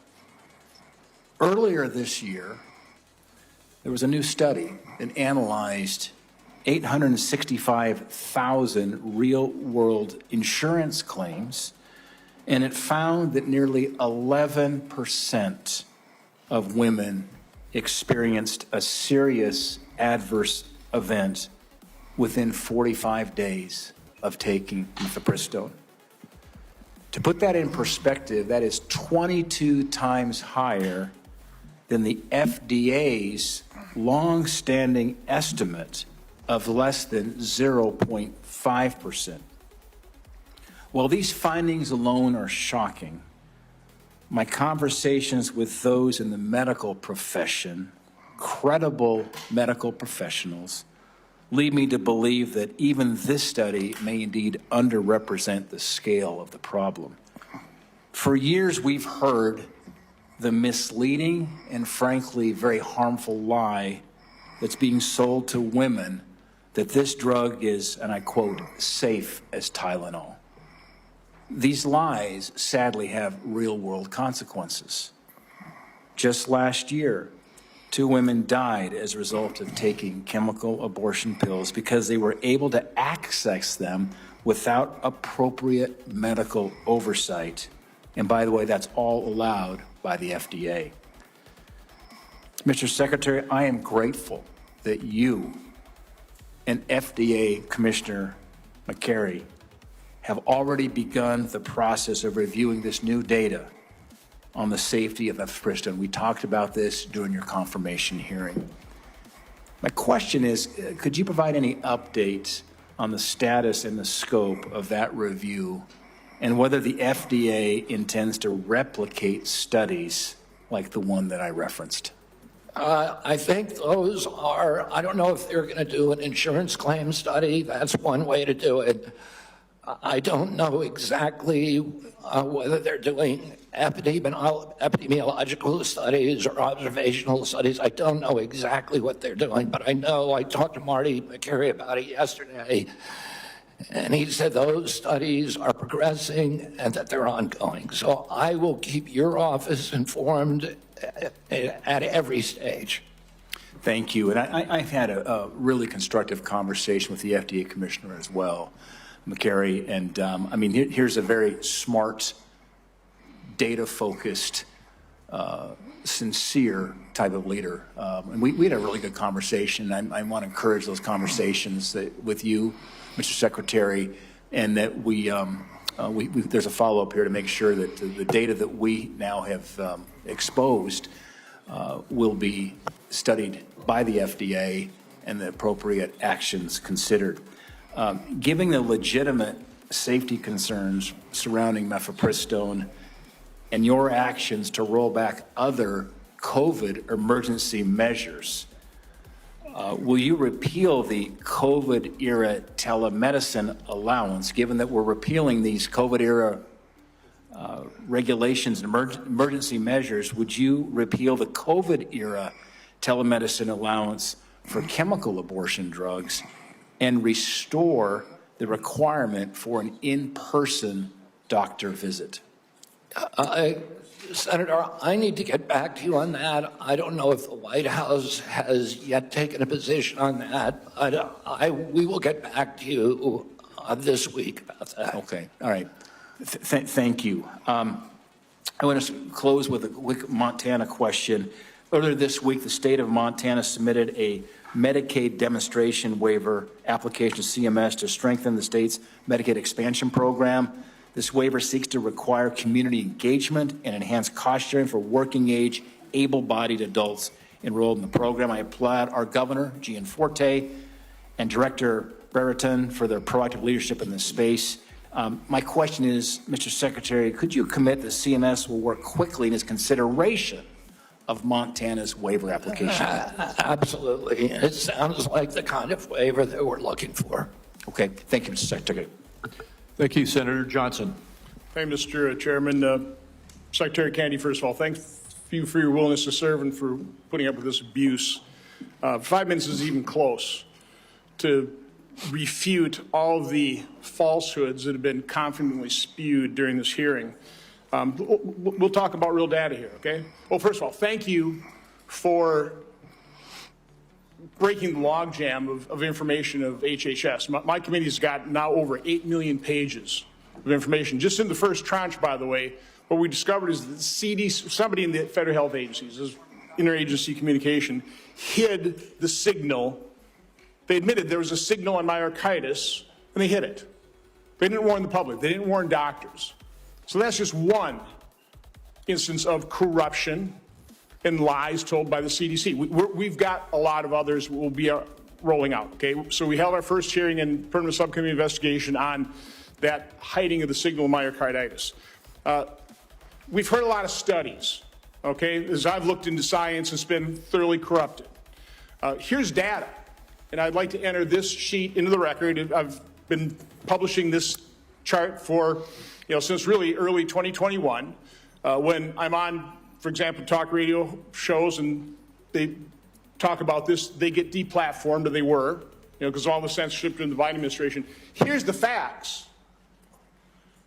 The VAERS system that was touted in October of 2020, this great safety surveillance system on COVID, a few months later, when they didn't like the results, they started denigrating their own system. But VAERS shows that there have been 38,742 deaths reported on VAERS worldwide associated with the COVID vaccine. 38,742. 9,252 of those deaths occurred on the day of vaccination within 1 or 2 days. Again, I agree with you. Nobody knows how many COVID deaths were because the information was completely corrupted. Nobody knows how many lives were saved by the, I think most people, okay, if you're vulnerable, raise your antibodies, reverse severity, fine. There's not any good study on that. There's just information out there, just claims being made. This is hard evidence. And certainly what I've been advocating for are the injection injured, the childhood vaccine injured. We're going to be holding a hearing next Tuesday on a study done by a high-integrity healthcare facility that shows, that actually looked at vaccinated versus unvaccinated, very high-quality study. I'm not going to steal the thunder of Aaron Seary, who's going to be testifying on this. I think you're aware of this study that shows the vaccinated population far more prone to chronic illness than people completely unexposed to vaccines. That is just one example of how science has been corrupted by the way, the study was conducted, and when they conducted this, oh no matter what the results are, we're going to release this. They got the results in 2000. It is yet to be released. We're going to enter that in the record on Tuesday. Do you want to just talk about what you've witnessed in terms of the capture of the agencies that you're now in charge of, the corruption of science, which I believe you just said, that is almost your number one goal, right, is try to bring integrity and credibility back to science, which has been corrupted by the people who pay for it, by federal health agencies being captured by pharmaceutical industries, by big pharma, by big food. I want to give you, I'm sorry, just the last minute to, first of all, defend yourself, but talk about the corruption of science that you're having to deal with and trying to correct. Yeah, I mean, I'll just tell you one example, and I could sit here and give you thousands. But in 2002, CDC did an internal study of Atlanta and Fulton County, Georgia children, and looked at children who got the MMR vaccine on time and compared those to kids who got them later. So in other words, kids who got them before 36 months and kids who got them afterward. The data from that study showed that black boys who got the vaccine on time had a 260% greater chance of getting an autism diagnosis than children who waited. The chief scientist on that, Dr. William Thompson, the senior vaccine safety science at CDC, was ordered to come into a room with 4 other co-authors by his boss, Frank DiStefano, who's the head of the immunization safety branch, and ordered to destroy that data. And then they published it without that fact. So you know that story, I know that story, and you know of hundreds of stories like that. It happens all the time. We are being lied to by these agencies, and we're going to change that right now.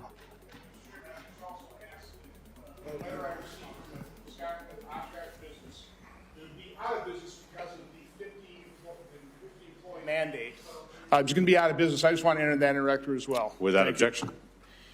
The committee will take a 5-minute quick break here just to allow just a moment of reset here, and then we'll start right back up again in about 5 minutes.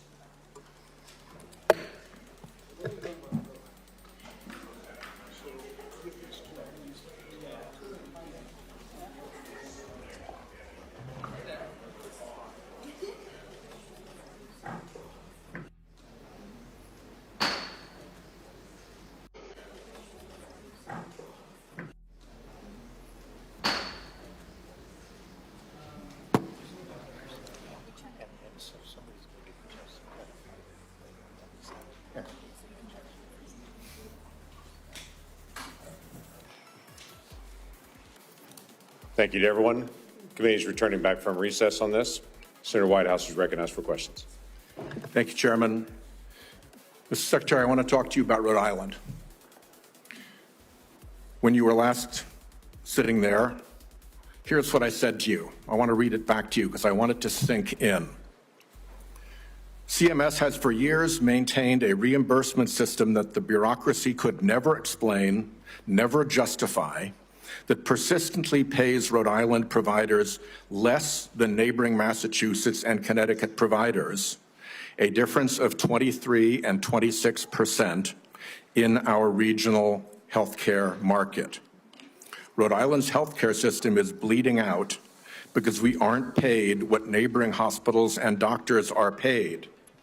And the one act that CMS took on this issue years ago was to make it worse. I raised that with you then. I've raised it since with Dr. Oz. I've raised it with CMMI Director Sutton. I would like to get action from CMS on that.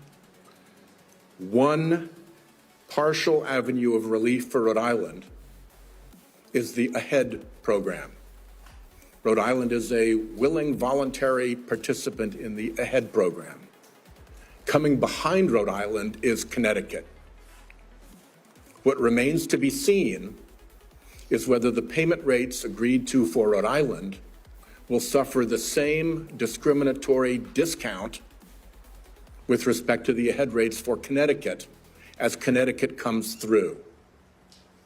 I've been able to get no assurances from CMS that they care one whit about this payment differential or that they see AHEAD as a means of resolving this injustice. Mr. Kennedy, our healthcare system is teetering as a result of this. This is not a casual matter, and I would really like to see you and Dr. Oz and Mr. Dutton put your attention onto this Rhode Island problem. There is no conceivable justification for paying a hospital in Fall River 23% more than Rhode Island Hospital when Rhode Island Hospital provides more and better services, as recognized by the Secret Service, which will take an injured president from Martha's Vineyard to the Rhode Island Hospital Trauma Center, flying right over St. Anne's Hospital in Fall River, yet Fall River gets paid more. It makes no sense, and it has to be resolved. The other problem that I mentioned to you is that I'm now in my 4th round of CMMI directors. It's bloody Groundhog Day, trying to get something done about how end-of-life patients are treated. I'm offering Rhode Island as a willing example of how we can do it better. It is idiotic and cruel to force a family to put their dying loved one through 3 days and 2 nights of a hospital before they can put them in a nursing home. It is equally ridiculous to not allow palliative and curative care to happen together. Providing home care when someone is dying, even if they can still get out of the house or into the yard, is a basic thing to ask. And to have respite care be that somebody comes to the house instead of taking a dying family member to a hospital, that's not even respite. Every single one, Mr. Kennedy, of these waivers has been granted in the past by CMMS and other circumstances. All I want is for somebody to come and work out how we do this in Rhode Island. What is our patient base that we'll do this in, how we put the waivers together. To quote your CMS director, Mr. Oz, he said, as we discussed in your office, we must re-examine how end-of-life care is addressed in this country. I'm offering Rhode Island as an example of how to make it better. I hope you will concede that right now it is not good. So Senator, I need you to respond to me. You guys know where to find me. I'm up in the Hart Building.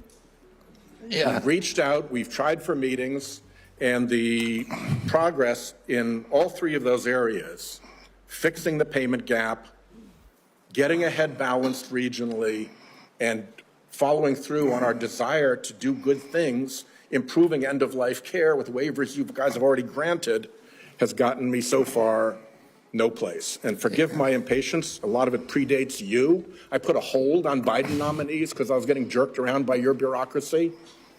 I'd like it to end and get some progress. Yeah, you know, Senator, you raised this during my confirmation hearing, and I said to you then, and you were very civil. You raised something that makes a lot of sense to the extent that we have the power to fix it at CMS. I'd like to do it. We've had the same kind of complaints from Vermont. But I said to you at that time, call me and let's come talk about this. You have my cell phone. You can call me anytime. I've never heard from you in 7 months. Call me up. I'd love to meet with you. I'll get Oz in the meeting, and what you're saying, particularly about at the end of life, it may be something we can do something about. I want to help, and let me know. We'll try. Forgive my frustration. You've got 30,000 employees. They could have reached out to me. They know where I live. Yes. Senator Cortez Masto. Secretary Kennedy, thank you for being here. In May, you said, and I quote, "I stand with President Trump to say, no more middlemen, no more foreign freeloaders, no more skyrocketing drug prices. We're putting American patients first and taking on big pharma to make America healthy again." Yet your record tells a different story. In July, Republicans handed Big Pharma a massive win. Their big, beautiful bill that they just passed shields billion-dollar drugs like Keytruda, the world's top-selling cancer drug, from Medicare negotiation. Keytruda has been on the market since 2014. It pulled in nearly $18 billion last year in the United States alone. It costs patients up to $175,000 a year, draining Medicare of billions and forcing families into crushing debt or to forego life-saving care. And yet you support the big, beautiful bill. So despite the hype with executive orders and Washington Republicans only drug pricing law days relief for Medicare patients relying on high-cost cancer drugs, meanwhile, Democrats finally have allowed Medicare to negotiate drug prices. I will say that Keytruda, along with Opdivo and Darzalex, the three top-selling cancer drugs, were widely expected to be selected for Part B negotiation in 2026 for 2028 implementation. They are now, because of the actions of this administration, exempt from negotiation for at least several additional years, if not permanently. So my question to you, Mr. Secretary, is how do you justify claiming to take on Big Pharma while supporting a bill that shields drugs like Keytruda and other cancer drugs from Medicare negotiation, costing seniors and taxpayers billions, and risking the lives of cancer patients who cannot afford their necessary medication? Yeah, Senator, I appreciate the question. The Medicare drug negotiations in the IRA were very well intentioned, but they were poorly structured. What we found is that there are actually, the negotiations that have occurred actually have ended up raising the costs for Medicare. We are right now in negotiations. The CBO has not agreed to that. The CBO doesn't say that. It's just the opposite. So you're saying the CBO and independent agencies that validate the costs are wrong? That is CMS data. Okay, so let's just focus on the cancer drugs. Why aren't we negotiating those and bringing those down for families? Why does the bill exempt those? is part of the MFN negotiations. I'm not sure that provision in the bill, of the one beautiful bill by the... You're not sure of the provision, the negotiation provision, and how exempted For cancer drugs? Keytruda. Your agency is responsible for that negotiation, and you don't know about it? I know that we're negotiating in the MFN Let me ask you this, Mr. negotiations. Secretary. Let me ask you another question. How much are Medicare Part D enrollees expected to pay for prescription drug coverage next year?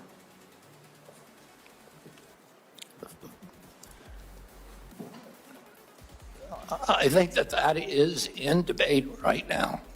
Let me tell you. Are you talking about the rate? They are going to pay $15 more than last year, up to $50 a month. Now, let me have a question for you on Part B. How much are Medicare Part B premiums expected to increase next year? I don't know. I talked to Dr. Oz that is about, I think it's they're supposed to increase about 16%. 11.6% or $21.50 more each month. And again, last time we were before me, you couldn't answer the questions of the very agency and the authority that you have to address these issues. You know, next year, seniors and families are facing higher health care costs across the board. 23 million people on Medicare with a standalone Part D drug plan could see their premiums rise to $50 a month, up from $35, because the Trump administration is cutting the federal subsidy that has been keeping costs down. Part B premiums will jump 11.6% to $206 a month in 2026, one of the largest single-year increases in decades. And so for an administration that claims it is lowering costs, my question to you is, what are you going to do to keep costs down for seniors? I mean, I'm already doing I'm already keeping costs down. What are you doing to keep costs down for seniors, knowing that these costs are going to be increasing? I mean, the program integrity bill, that is the first action that I did when I got in. It's one of the earliest actions in history of a complex regulation by an HHS secretary. A Congressional Budget Office has said that that's brought premiums down by 5%. That is the Congressional Budget Office, which does not like to acknowledge anything that we do. And does that impact seniors? Excuse me? Does that impact seniors? And I know my time is running out. Does that impact seniors? What you just talked about, you're lowering costs. I'm asking you specifically. We're lowering for helping costs. Seniors. Does it impact seniors? Does it impact? Come on. Let me just stop you. I My didn't time hear is what running you out, said. so I appreciate the chairman's indulgence here. My concern is you can't answer the questions. The very agency has oversight over these issues and controls the levers to lower costs for seniors. And you can't answer that simple question. I didn't hear your question. Okay, let's go. We'll just proceed. And Senator Tillis has yielded his position to Senator Blackburn. So And she'll take it. thank you, Mr. Chairman, and Mr. Secretary, thank you for joining us today. I appreciate the comments you've made about the Rural Health Transformation Program. That is something many of us worked on, and we were pleased to push that out of this committee, and I know Dr. Oz is moving forward with implementing that. I appreciate your comments to Senator Warner on the area wage index. He and I have worked on fixing that, and we appreciate your attention. I am delighted to know that you're going to end the revolving door and the conflicts of interest. I have found it so unseemly that people who work with a pharmaceutical or with a big food company then go back over into CDC or NIH or FDA, and then they're signing off on regulation for their former employer and many times their future employer. So we appreciate that. Senator Langford went to you on the PBMs, and as you are aware, my PBM Act that Senator Wyden worked with me on, that made it out of this committee last cycle. And making certain that we keep these rural pharmacies open, making certain that PBMs do not profit above what is their standard service fee, and that they have to disclose all their pricing. That is going to be an imperative. So will you work with us to get that PBM legislation across the finish line and to the president's desk? Yes, Senator, absolutely. Thank you. Interoperability is something that you have announced, a new interoperability framework to better align data sharing principles. And this is important to digital health. And as you're aware, when we passed 21st Century Cures in 2018, the Software Act and that Health IT definition is something that I worked tirelessly on to get implemented. So what I want to hear from you is, how does CMS plan to align this new framework with the existing federal framework, and how are we going to be able to move forward with one national policy on interoperability? Well, I don't know if we, what we have right now is concrete commitments from the 60 top tech companies who we were able to convene to do data sharing, to do patient accessibility, and to do interoperability. But I can't tell you how that's going to mesh. Then if you will have someone submit to me in writing what that pathway is, this is something that is essential if we're going to be able to benefit from that data. So having some specificity on the pathway will be helpful. I did want to talk with you. Last time you were here, I talked about the concerns on overprescribing prescription stimulant drugs for children. And there are ways that HHS can work collaboratively with state agencies on this and to actually promote more community-based intervention to combat overprescribing. And we all have seen the harmful side effects. And there's a lot of reporting out there on this, and tremendous concern for grandmamas like me who see children and friends of our grandchildren who suffer with this. So I know your team is working on solutions. So you're going to have your Make Our Children Healthy Again strategy that you're going to release. But talk for a moment. We've got 30 seconds left. Talk for a moment on how you can better arm parents with information on the harmful side effects of overprescribing these stimulant drugs. I mean, one of the problems, Senator, is that, we now have 1 out of every 5 kids on these drugs and the antidepressants, even more. And we know very little about the long-term impacts because NIH and CDC have been asleep at the wheel. Right now, we are doing those studies. We're doing extensive studies so that we can warn parents and so that we can force the companies to put labels on their products. And, we'll do whatever we can to show that, just to get data out to the public. That's really what our function is. And to show what the long-term impact of some of these drugs is. Are we actually preventing suicide, or are we creating more suicide? And that's something that we don't know the answer to, which is, how did these drugs become so common in our society without us even knowing the answer to those questions? That is malpractice at these agencies, and that is the malpractice that I am going to fix. Thank you. Thank you. Senator Warren. Thank you, Mr. Chairman. So last November, while you were under consideration to become Secretary of Health and Human Services, Mr. Kennedy, you said, quote, "If vaccines are working for somebody, I'm not going to take them away."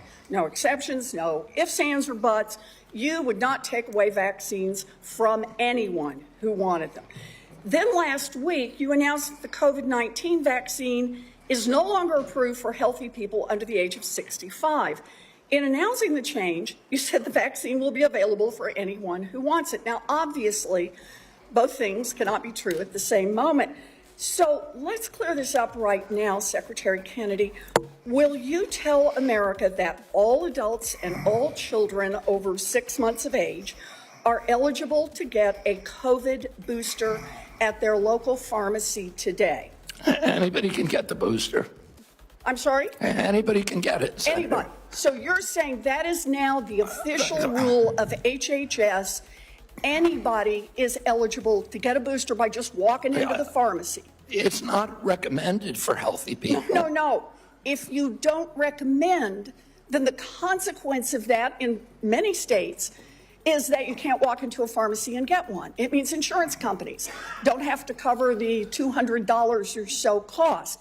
As Senator Dr. Cassidy said, you are effectively denying people vaccines. We're not going to recommend a product for which there's no clinical data for that indication. Is that what I should be doing? What you should be doing is honoring your promise that you made when you were looking to get confirmed in this job. You're going like this. And that is, you promised that you would not take away vaccines from anyone who wanted them.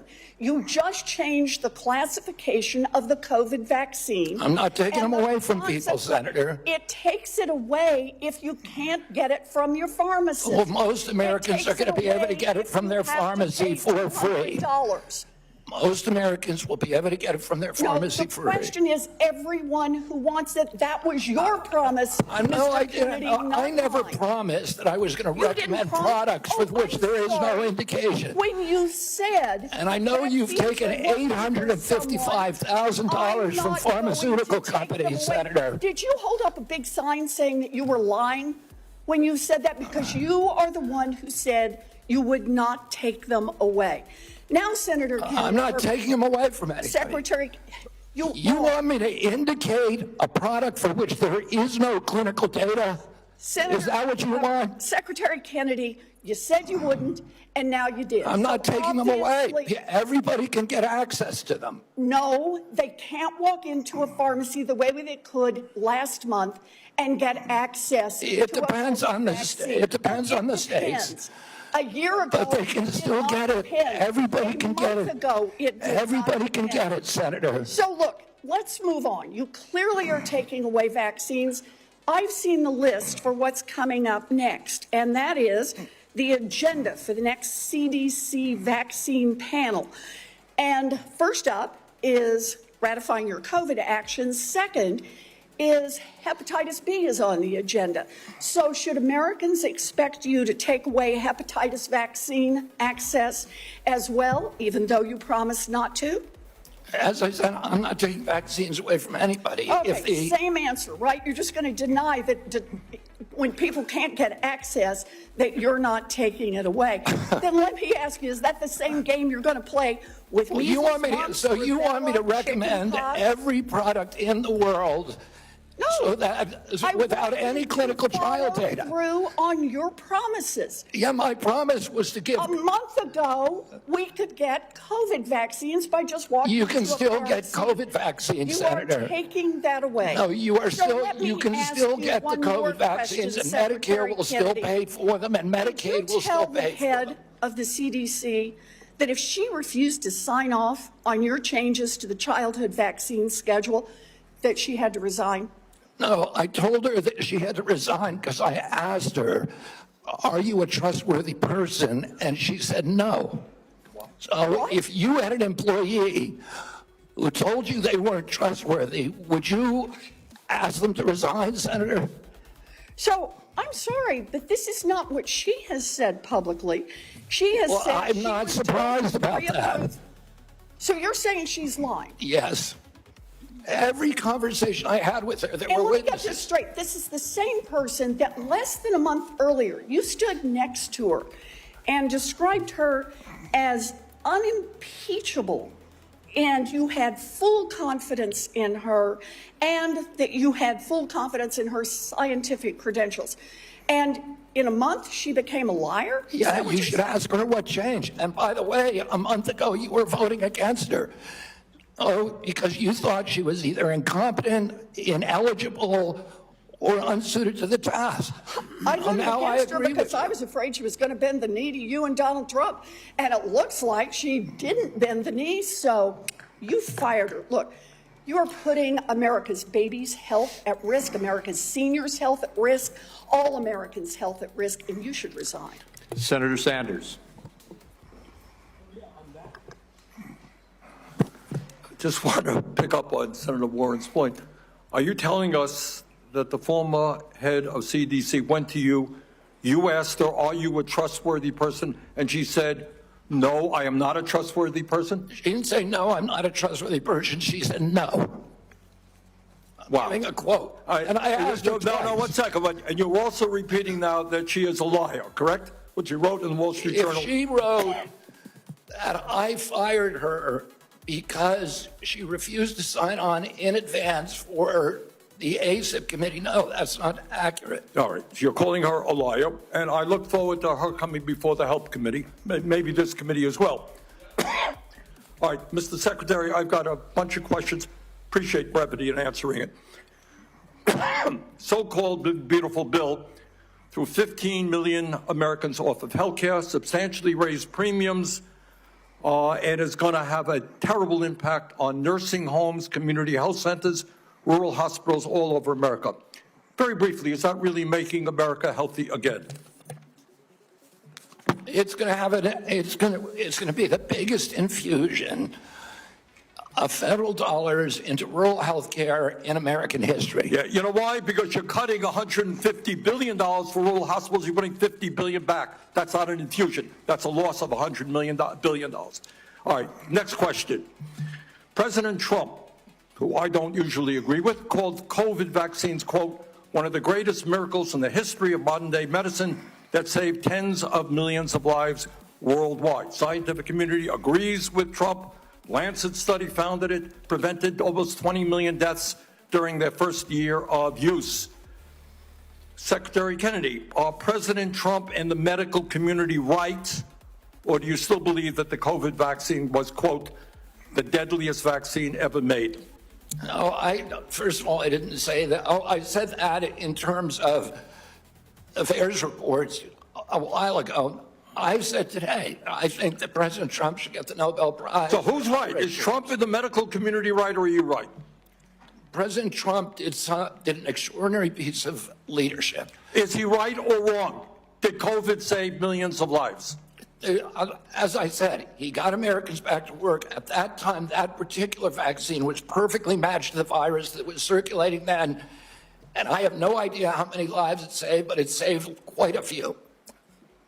You know, what I find a little bit weird in this discussion, I'm hearing it over and over again this morning, Mr. Chairman, is we've got the entire medical community on one side. You got the AMA representing hundreds of thousands of doctors, the American Academy of Pediatrics, the American Public Health Association. All of these organizations are telling us that COVID vaccine and vaccines in general are safe and effective. You are casting doubt on that. Who are who are the organizations that are agreeing with you and casting aspersions on vaccines? The primary advisors are Marty McCary, Jay Bhattacharya, Dr. Oz, Vinay Prasad. So you got a few doctors who agree with you, and I'm giving you the Not name. a few doctors. What you're talking about is there's a big difference, Senator, between established science and the scientific establishment, which has been co-opted by the pharmaceutical industry. So you're telling the American people that the American Medical Association, representing hundreds of thousands of people, have been co-opted and that they should not trust their doctors. And the American Academy of Pediatrics, and by the way, just for the record, every single Republican, I don't mean to be political here, Mr. Chairman, has received PAC money from the pharmaceutical industry. Are they all corrupt as well? And I'm telling you, the American Heart Association has been co-opted by the food Everybody but you, Senator. But you know what? When you ran for president, you know, we have a corrupt campaign finance system. Maybe you will agree with me on that. Okay, you were already president, you got a billionaire behind it. You received $300,000 from people, not from the industry, people in it, as I did, from individuals. You corrupt. President Trump got $3 million. Every Republican got corporate PAC money for the pharmaceutical industry. Democrats as well. Everybody is corrupt, but you? Is that what we're looking at? I don't think so. And I think the issue now... I don't even know what you're talking about. Well, I think you do know what I'm talking about. I don't know what you're talking about. The issue is every time anyone Are you saying the pharmaceutical industry was supporting my presidential campaign? I'm saying, I don't think so. I'm not saying that. I'm saying that the pharmaceutical industry is a greedy institution which is charging us the highest prices in the world. They are pervasive. But to suggest that every institution, the AMA, the pediatrics people, is corrupt because they disagree with you is an insult to the American people. Listen, people disagree with me all the time. I have arguments in my agency, heated arguments every day with Jay Bhattacharya, with Marty McCary, with Dr. Oz. You have given the names of a few people. I have given you the names of organizations representing hundreds of thousands of doctors and scientists. I yield, Mr. President. Senator Tillis. Thank you, Mr. Chair. Secretary Kennedy, thank you for being here. A couple of times you asked people if they were making a statement or a question. What I think I may do, just to give you a breather, is to make a statement with a lot of questions. And just for the record, I'd like for you to have the opportunity to have your staff respond. I can't conclude from the discussion today where you are on warp speed. So I would like the definitive statement on exactly where you are. Was it good? Was it bad? Were there things that worked? Were there things that didn't work? I can't discern that from what you said here. I, for one, think that it was a signature accomplishment of President Trump, and the mRNA platform is something. I agree with that. I look forward to you giving us a detailed statement on exactly where you are with warp speed. I'm not a doctor. I'm not a trial lawyer. I'm a boring management consultant. Another question that we'll submit in the record, I'll give you directionally where we're going. I don't see how you go over 4 weeks from a public health expert with unimpeachable scientific credentials, a longtime champion of MAHA values, caring and compassionate and brilliant microbiologist, and 4 weeks later fire her because at least the public reports say because she refused to fire people that work for her. So as somebody who advised executives on hiring strategies, number one, I would suggest in the interview, you ask them if they're truthful rather than 4 weeks after we took the time of the U.S. Senate to confirm the person, just for the future nominee that we're going to have to consider. But I do also believe that some of your statements seem to contradict what you said in the prior hearing. You said you're going to empower the scientists at HHS to do their job. I'd just like to see evidence where you've done that. And I'm sure that you will have some. You will do nothing that makes it difficult or discourages people from taking vaccines. There seem to be several reports that would seem to refute that, but I'd rather you just respond to it. I'm not going to come here and impose my belief over any of yours. That, again, seems to be contradictory to the firing of a CDC director, the canceling of mRNA research contracts, firing advisory board members, attempting to stall NIH funding, eliminating funding for the I think $500 million for further mRNA research, and just want an answer for it. On H.R. 1, I believe you know my concerns about H.R. 1. I've had several meetings with, and H.R. 1 is the big, beautiful bill, OB3, whatever the brand is. But I'm still, I've got an office with 60 staff, including half of them in state office. I've had 3 different estimates of the economic impact on the state of North Carolina. Can I get your commitment? And I have been looking for somebody that's far more resourced than an office of 30 people up in here in D.C. to disprove my estimates with respect to the impact on North Carolina, period. And I've yet to have anybody. I would love to be embarrassed and be wrong, but I would like to get your commitment for people to tease through the numbers that I provided before the vote on H.R. 1 that says that if you normalize 3 independent estimates across a broad spectrum, $25 billion over 10 years. I don't need your response now. I want somebody to destroy my estimates, because to this point, the most resourced health agency in the world has only given me word salad responses, and I need that so that we can prepare for the response. $25 billion over 10 years is half of the Rural Relief Fund over 5 years.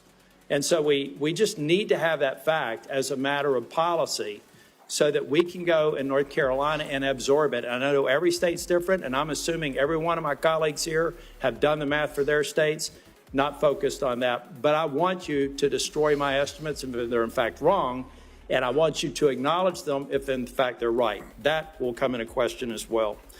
Mr. Kennedy, you've stated multiple times in response to other members' questions that that scientists were lying. We'll go back to the record in cases where you've said that. I'd just like to see the scientific evidence to substantiate that. I'm going to stipulate that you were honest and you had research behind it. We'll go back and figure out what scientific studies you believe are founded on lies and not scientifically viable. And then finally, I just want to give you an opportunity. Apparently in the exchange with Senator Bennett, you said you agreed with Dr. Levy's statements, who said that the mRNA vaccine caused serious harm, including death, particularly in young people. They said you agreed with that comment. Did you agree with that comment or not? I think that's true, yes. Okay, thank you. Thank you, Mr. Chair. Thank you, Mr. Tillis. We now have Senator Smith. You're recognized. Thank you, Mr. Chair. So, Mr. Kennedy, I have sat here for the last many minutes and listened carefully to your testimony. And I think actually Senator Tillis laid out so many of the ways that what you have said has contradicted yourself and others. It's, I mean, I don't even know where to start. So I'm going to start here. Over the last 8 months, you have claimed to make America healthy again. But in actual fact, you have led the charge in the Trump administration to destroy what is best in our healthcare system. And your denials and your evasion and your lies here do not change that. You are the Secretary of the Health and Human Services. Yet you're trafficking in these fringe idea and discredited theories that are completely out of step with the scientific consensus. And you seem to be willing to say anything in the moment, even if it's untrue. So last time you were before Congress, Secretary Kennedy, you claimed, and I quote, "I have never been anti-vax. I have never told the public to avoid a vaccination." But in a podcast, you said the opposite. You said there's no vaccine that is safe and effective. So that sure sounds anti-vax to me, Secretary Kennedy. So let me ask you, when were you lying, sir? When you told this committee that you were not anti-vax, or when you told Americans that there's no safe and effective vaccine? Both things are true. Oh, so more denial, more back and forth. I mean, here's what I know. Here's what I know. You want me to explain why, Senator? You just No, want actually, I want you to listen to me. Okay, go ahead. I want you to listen to me, because I've been listening to you. You said that ACIP is an independent panel after you stocked it with your picks. You said that you want evidence-based science, but it seems that what you mean is evidence that supports your view, not the scientific consensus. I mean, you dared to sit there and call my colleague from New Hampshire a liar when she presented you with facts that don't support your view of the world. It's incredible. But let me move on. Just last week, in the days after the tragic shooting at Annunciation Catholic School in my home state of Minnesota, you went on Fox News blaming school shootings on antidepressants. You have no evidence of that because you have no evidence of a connection. And you want to talk about... You're just saying something. You're just making stuff up. You know, this is what you say, right, Secretary Kennedy? When someone presents you with information that does not fit... I did not blame that shooting. I have no idea whether... I have no idea, and I never said that. You're making it up. You're twisting. Yeah, you are. Secretary you are being Kennedy, dishonest right now. If you want to talk about mental health and gun violence in this country, if you want to talk about mental health and gun violence in this country, we should be talking about that, because that's what the parents of Annunciation School You don't want to talk. want to you talk want to harangue, and you want to politically. You want to have partisan politics. That is, I want to actually solve these problems. Secretary Kennedy, what the Trump administration is doing right now is making it harder for people in this country to get access to mental health care. So don't talk to me about solving the mental health care crisis when you are making it harder. You cut Medicaid, which is the #1 payer for mental health care services in this country. You decimated the agency at Health and Human Services that focuses on mental health and substance abuse. That's what states count on. They're cutting their services to schools as a result of that. Several years ago, in a bipartisan way, Congress came together and passed the Safer Communities Act, which made important investments in mental health care and did some important, though small things, to reduce access to guns. What do? You propose cutting that funding. This is what we're talking about in your leadership in the Department of Health and Human Services. If you want radical transparency, as you talk about, I mean, take a look at what you are doing. And, you know, I've heard a lot about MAHA today while we've been here. There's a lot of Americans, Secretary Kennedy, who trust you, who believe what you say, especially when you say you're standing up to corruption. And I think that they need to know, you apparently have a lot of influence with President Trump. Did you ask him not to roll back these regulations that are stopping the big corporations from dumping heavy metals and endocrine disruptors into our soil and water? I mean, there's no evidence that you have been even opposing that. Did you do anything to stop the Trump administration from rolling back this handout to big pharma that makes it easier for the big drug companies to charge more for cancer drugs? No, you presided over that. I mean, it's stunning, really, what's happened over the last 8 months. It's stunning to me. And I just hope that in this moment, our colleagues, there's hardly anybody left in this room, are going to think about what it is that you've done, what your legacy is going to be at the Health and Human Services Agency, and pay attention to the damage that is being done here. Senator Marshall. All right. Thank you, Chairman, and welcome, Mr. Secretary. One of your themes for the CDC is transparency. And I think when I hear you talk about transparency, I think part of that is sharing what you know, what the CDC knows with parents so that they can make decisions. Behind me, yeah, I know it's going to be hard to see from there. I can barely read it. This is the current CDC recommendations for vaccines for children. On day number 1, they get their first jab, a hepatitis vaccine. By the time they're 18 months, they've had 18 jabs. By the time they get to be able to vote, they have 76 jabs. Now, when we talk, when I listen, what I hear you say is that, look, vaccines are drugs. We need a measured response and a measured, when do we use this? It's interesting that the United States has put age 65 and older for COVID vaccine. UK has chosen 75 and France 80. Obviously, scientists disagree exactly when that should or shouldn't be. You know, hepatitis B vaccine, it makes no sense to me. I've only delivered 5,000 babies, but we do a hepatitis test on every mom. By the time she delivers that baby, I know her pretty well. And if she doesn't have any risk factors, if she's not an IV drug abuser, if she's in a stable monogamous relationship, nobody at home has hepatitis, I don't know, I don't see the benefit myself in that hepatitis vaccine. Everyone's eligible for it, everyone can get it, and my pediatricians always agree with me. And no, I'm not saying if you don't know the hepatitis status of that patient, they shouldn't get it. I'm not saying if this person's had no prenatal care, that puts them at risk for hepatitis.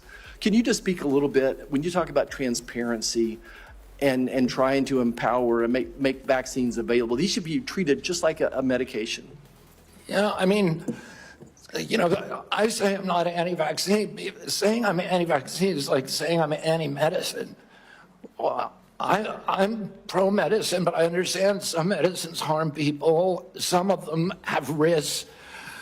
Some of them have benefits that outweigh those risks for certain populations, and the same is true with vaccines. And we don't understand the risk profile because vaccines are the only medical intervention, medical device, or pharmaceutical drug that are exempt from pre-licensing safety studies. And so there are 2 hepatitis vaccines, and one of them had a safety study that lasted for 4 days on 143 kids for a product that's going to be given to 76 million kids. Yeah. The risk profile prior to the introduction of the vaccine, the risk of a baby dying from hepatitis B was 1 in 7 million. That means you need to give 7 million hepatitis B vaccines to prevent 1 death if you're going to give 7 million. So, Mr. Secretary, and I guess before the press labels me wrong, I'm not anti-vaccine either. I think MMR has been a great vaccine. The DPT has been a great vaccine. Polio has been a great vaccine. Smallpox. So there are great, but it's the measured approach that we're after, the transparency. You're trying to empower parents here. What I feel the difference is, Sometimes my friends across the aisle feel like there's a one-size-fits-all, that they should be telling parents what to do. And what you and I are fighting for is we want to empower parents to make these decisions. I want to talk about morbidity and mortality of COVID for just a second. It is so true that two things can be true, and I don't understand why, just the rabbit hole some of my colleagues are going down. There's a big difference. When I was out there practicing, doing volunteer work, I was so confused myself on the numbers. People dying with COVID versus from COVID. And we still don't have that message. And I think that's what I hear you saying as well. How many people died from COVID versus with COVID is a different answer. The situation today is so different when this monster virus was made in a laboratory in Wuhan, China, and none of us had ever seen this virus, and we had no immunity to it. But today, every American's had COVID a dozen times probably, and we built up immunity. I think that's why that both things are true. It was a miracle. Warp speed was a miracle, what President Trump and his team did, and it saved millions of lives most likely. But it's also true that it probably killed some people. Like most vaccines do, there is a death rate associated. So both things are true. Anything else you want to clear up on the morbidity, mortality of COVID and COVID vaccines? Well, I think you just cleared it up. The COVID vaccine was critical. President Trump's leadership got it to us when our society was locked down. It allowed us to open up. It was, as I said, perfectly matched to a virus that was new in the experience of humanity. And so it was a miracle. Right now, we're dealing with completely different circumstances, where the virus has mutated, where it's much less dangerous, where there's a lot of natural immunity and herd immunity. And so the calculus is different, and it's complicated. And, if you just want to turn everything into a soundbite, it makes it, you can't have a grown-up conversation. But, there were more reports to VAERS, which is the only surveillance system that we have, of injuries and deaths from that vaccine that all vaccines put together in history. So we have to acknowledge that there was a cause. We acknowledge that there was a benefit. We can't quantify either one because of the data chaos at CDC. And that's all I'm saying. And they think I'm being evasive because I won't make a kind of a statement that's almost religious in nature. Did it save 1 million lives? Well, there's no data to support that. There may be data, there's no study, there's modeling studies, there's faulty data. I'm not going to sign on to something if I can't do it to a scientific certainty. It doesn't mean that I'm, anti-vax. It just means I'm pro-science. Thank you. I yield back. Thank you. Senator Lujan. Thank you, Mr. Chairman. Secretary Kennedy, Dr. Daskalakis, who recently resigned as director of the National Center for Immunization and Respiratory Diseases, his resignation letter stated he and his team were never allowed to brief you. I'm curious who you're listening to, since it's clear you're not listening to qualified experts like Dr. Daskalakis. Can you give the committee the name of the person? I don't consider Dr. Daskalakis. Mr. Secretary, the question that I have for you is, can you give the committee a name of who you're getting briefed by? I'm getting briefed by all the time by CDC. Just a name. Well, Dr. William Thompson's one name. Thank you very much, sir. Now, but I can get you a whole list of others. It's on my schedule. Mr. Secretary, that's not a hard question. You know a lot of answers. I'm not being evasive. Okay, then you answered it. Let's go on. Now, you said that you're soon going to release a study claiming to reveal the cause of autism, timed unsurprisingly with the upcoming ACIP meeting to justify taking vaccines from Americans. Now, as you know, autism affects millions of children, so I guess you'd have the nation's top medical experts working on this. Mr. Kennedy, you hired a man named David Geyer to conduct this study. Is that correct? No. Is Mr. David Geyer working for HHS? He's a contractor, but he's not conducting a study. He's a contractor? He's a contractor. Do you know who works for you, Mr. Kennedy? Yeah. Do you know that Mr. Geyer is listed as a HHS on the employee directory as a senior data analyst, not a contractor? He's a contractor. He's not an SGE. So is your website wrong? He's not an SGE. I don't know what. I'm going to pull up the website for you. He's a contractor. If the website says he is a senior data analyst, will you at least admit to the committee Well, I don't that you know were if wrong? a contractor can be classified as a senior data All right, analysis sir. or not. Is Mr. Geyer a doctor? No. Did you know he never went to medical school? He's not practicing medicine. Did you know that he got caught in Maryland and was charged for practicing medicine without a medical license? He was charged by a medical board, sued the medical board, and the medical board was found to have acted in actual malice and was fined $2.6 million by a judge in Maryland for doing that. See, so you choose to know a lot when you want to know a lot. It's incredible, Mr. Kennedy. Senator, you're it's incredible, ridiculous. sir. So here's the question I have. You brought him in to do this study. I think there's no question about it. I told you he's not doing a study. Is he participating in the study? No. What Is he doing any analysis in regards to this study? No. What he's doing is getting access to the Vaccine Safety Data Link, which is the biggest repository for vaccine information that your friend would not give us for 7 months. For Mr. 7 months. Secretary, let me ask you this question, just because you know the answer. What is Mr. Geyer doing? He is the only one, because Congress ordered CDC to open up the VSD to him in 2002. He's the only outsider who's ever seen it. So because CDC will not give us, they have Mr. Secretary, is he participating in this then? No, you just said he's the only dude that knows what's going on here. Do you want me to explain it to you, Senator, or do you just want to show? Do you just want to showboat? I'll submit. You just want to showboat for your ads, or do you want to hear a real answer to your question? Mr. Secretary, you choose to know answers to questions with some colleagues. And I'm willing to give you the answer. I'm willing to give you the answer. Mr. Secretary, someone should have asked you, maybe President Trump should have asked you, are you a trustworthy person? And we should have waited for an answer then. Let's move on. I don't even know what you're talking about. You're talking gibberish. Mr. Secretary, let me speak slowly and clearly so that you can understand me through my New Mexico accent. And then give me a chance to answer. Does this help? Can you understand me? Yes. Appreciate that. Mr. Secretary, yes or no, did you hire Mr. Geyer to do this study? No. Mr. Chairman, well, let me ask, maybe we'll just get a good answer here. Mr. Secretary, will you commit to sharing the protocols used for the autism study with Congress and to the public? They're public.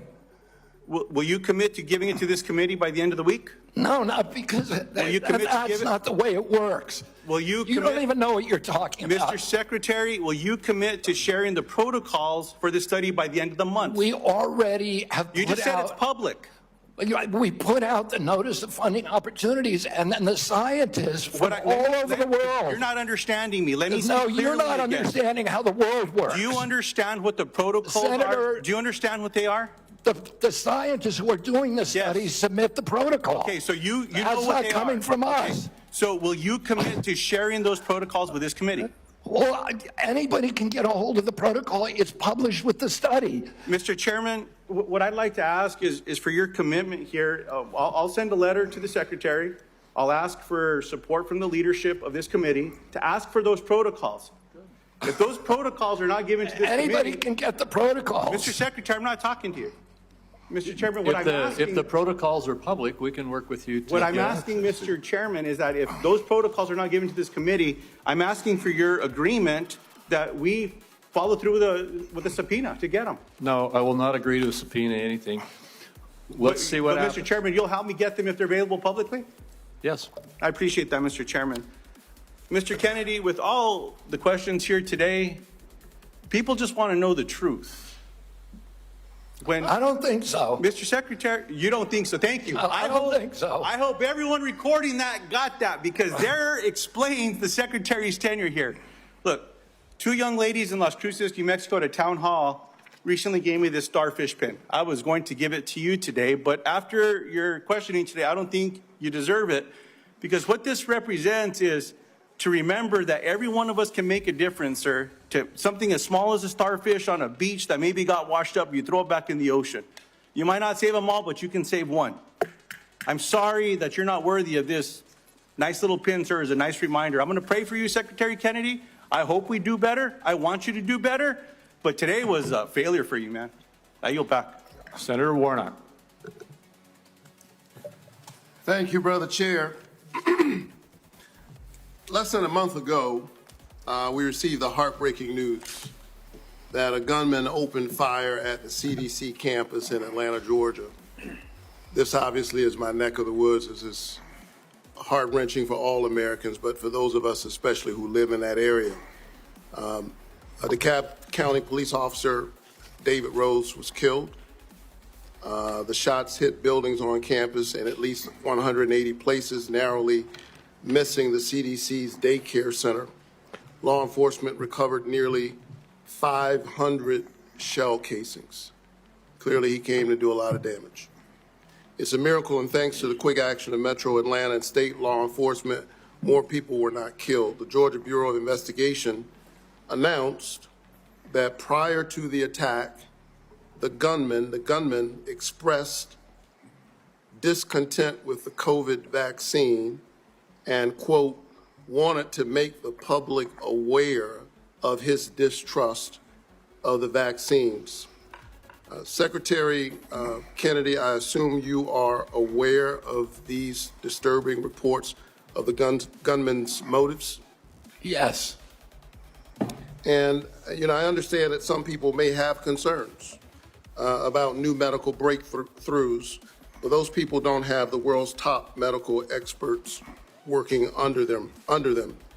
You've been over HHS for 7 months now. Have you ever been briefed by CDC's career immunization officials to discuss your concerns? And by the way, every member of this panel has criticized President Trump and demonized him. Have you ever Are been you briefed? complicit in the assassination attempts on President Trump? Sir, I'm asking the questions. You are the witness. It's a simple yes or no question. Have you ever been briefed by CDC's career immunization officials to discuss their concerns? Yes, I have. What was the answer? Yes. You have been briefed by CDC officials, the career immunization officials, to express your... The senior vaccine safety scientist, for example. Have you ever been to the CDC as secretary before the shooting on August 8th? Have I ever been there as secretary? Have you been there as secretary before the shooting? Okay. Let's return to the shooting and the aftermath. Secretary Kennedy, I'm about to ask you a series of yes or no questions about the events of the past month, and I would appreciate just a yes or no response. You called Dr. Manarez to your office on August 25th for a meeting. Is that correct? Yes or no? It could be. I just don't know the date. I'd have to check my calendar. Was Jim O'Neill the man you just appointed as acting director of CDC in the room on whatever date you met with him, since you can't recall? Was he in the room when you met with Dr. Manarez? In that meeting, did you criticize Dr. Manarez for her statements to CDC following the shooting where she said, quote, misinformation can be dangerous? I don't believe so. I have no recollection. You don't believe you criticized her? Oh, I criticized her. Did you criticize Not her? for that. Did you criticize her? I don't even. Did you criticize her for her statement statements to CDC workers following the shooting? Did I what? Did you demand that she fire career scientists or public experts at the CDC? Yes. Did you demand that she accept the recommendations of your hand-picked vaccine advisory panel without further review by career CDC scientists? No, I did not. You didn't ask for her commitment ahead of time that she would accept the recommendations from the advisory panel? You're denying what that? I asked her about is she had made a statement that she was going to not sign on, and I wanted clarification about that. Did you tell her to accept the advisory panel's recommendations? I told her I didn't want her to have a rule that she's not going to sign on to it. Did you say that the CDC was, quote, the most corrupt federal agency in the history of the world? Not the history of the world, but definitely Did you within say HHS. Did you say that? I did not say that, but I did say it's the most corrupt agency in HHS, and maybe the government. So you call the CDC corrupt. Did you say that CDC staff are, quote, horrible people? horrible people. Did you say that they're killing children and they don't care? No. Okay, I think that we all have a history of listening to you and these answers, but you're on the record for a number of these statements. Despite your lack of credentials and expertise, clearly you have an agenda. It is a threat to the public health of the American people. It's clear that you are carrying out your extremist beliefs, which is why you attempted to fire Dr. Senator, we're the Menarez. sickest people in the world. Sir, We're the sickest people on earth. I'm speaking. How am I a threat? Secretary Kennedy, for the first time, we're seeing deaths from children from measles. We haven't seen that in 2 decades. We're seeing that under your watch. You are a hazard to the health of the American people. Can I respond to that, Senator? No, I claim back my time. We need to wrap You up. are a hazard to the health of the American people. I think that you ought to resign. And if you don't resign, the President of the United States, who put forward Operation Warp Speed, which worked, should fire you. Thank you so much. Senator Welch. Mr. Chairman, thank you. I want to sum up, and I want to make 3 points. First, we have a health care affordability crisis in this country. And second, Secretary Kennedy's policies is making that affordability crisis worse, not better. And third, Mr. Chairman, the United States Senate is not doing its job. Health care. Citizens of the United States, our employers, our taxpayers, and our families pay the most and get the least. That has been persistent and chronic, and it's not being addressed, it's being aggravated. Let me be specific. In Vermont, a family of 4 that makes $82,000 in income with premium support on Obamacare now pays $6,970 for their health care premium. That is going to increase $23,000 to $30,000. That is unaffordable, it's shocking, and it's cruel. The big beautiful bill that we're talking about, Vermonters are going to lose 45,000 families lose health care. That is going to be a hammer blow to our hospitals because those folks who lose health care don't get a guarantee they won't get sick, and they're going to show up at our community hospitals. Our community hospitals are going to treat them, and they aren't going to be compensated. And it's why Vermont community hospitals are on a financial thin ice, and that's true that about 338 hospitals around our country are in danger of closing. Second, Mr. Chairman, I believe the Secretary made assurances to this committee, and he has not kept the promises he made. Prices have not come down, they've gone up. He assured Senator Cassidy that he would not change the standards for vaccine review. Yet since his confirmation, all 17 members of the Vaccine Advisory Board have been fired by him. He has limited the use of COVID-19 vaccine. And he has inexplicably canceled $500 million in vaccine research and funding. So, I'm not surprised. Stephen Miller credited you with being the crown jewel of the cabinet. And my observation about the crown jewel of the cabinet and the policies of folks who get rewarded are the ones who fire those in service that speak truth to power. Susan Menarez, we've gone over that, fired because she refused to fire herself, staff without cause, and refused to rubber stamp changes to the vaccine schedule without data. The head of the Bureau of Labor Statistics was fired because she gave a report with honest numbers about the job report. CIA Russia expert who'd been there for 30 years, fired after the meeting with Putin. So, Mr. President, that is serious and worrisome. But I want to finally end by challenging us in the United States Senate to do our job. We have a constitutional responsibility to be a check and balance. In the fear of our founders was that there would be a concentration of power in one branch, and that would lead to catastrophic consequences for our country. And what has Congress done? On oversight and advice and consent, we have confirmed a vaccine denier. On tariffs, we've given up our constitutional responsibility. On appropriations, we're bending the knee to an administration that is rescinding and decided what to spend and what not to spend, despite what our law in a bipartisan way was passed. We cannot cede power, and there are consequences. A crumbling healthcare system, a deficit exploding, and our allies losing faith in us. You know, Mr. Secretary, in the past, you have accused some of my colleagues of being in the pocket of pharma shills. You did that with Senator Warren today. You've done it in the past with Senator Bennett and Senator Sanders. You are not a pharma shill.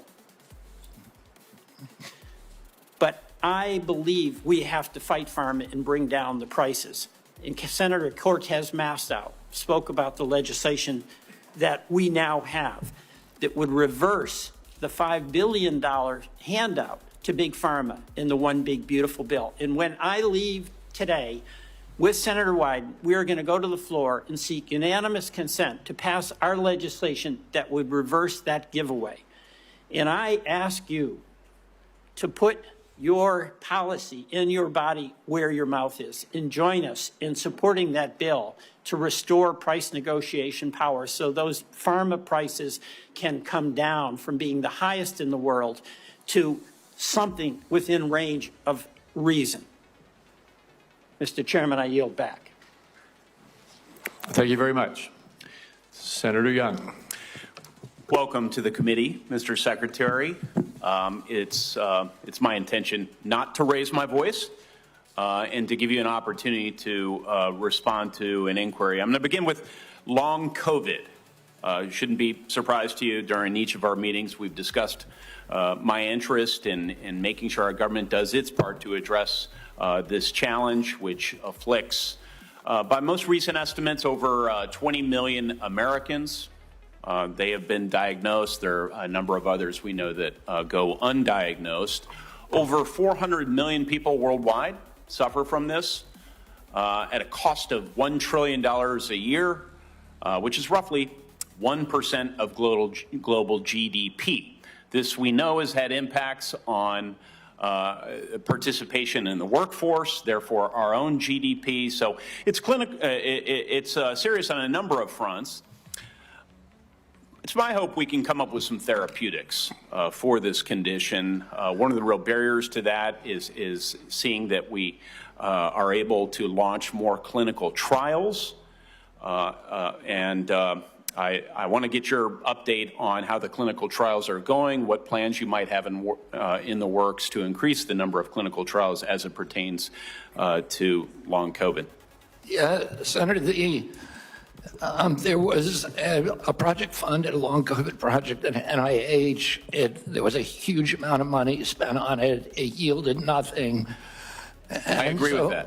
Right. And I think you know that we are doing now a different approach. We're launching a long COVID consortium. We're bringing together the best doctors in the country who have developed reputations for being able to treat long COVID. And one of them is a doctor that actually... Dr. Bruce Patterson. Yeah, Bruce Patterson, and then Dr. Jordan Vaughn, also from Florida. There's a number of them who are doing spectacular things where patients are reporting extraordinary progress. We want to get them all involved, all in one room. We want to identify the protocols that are working.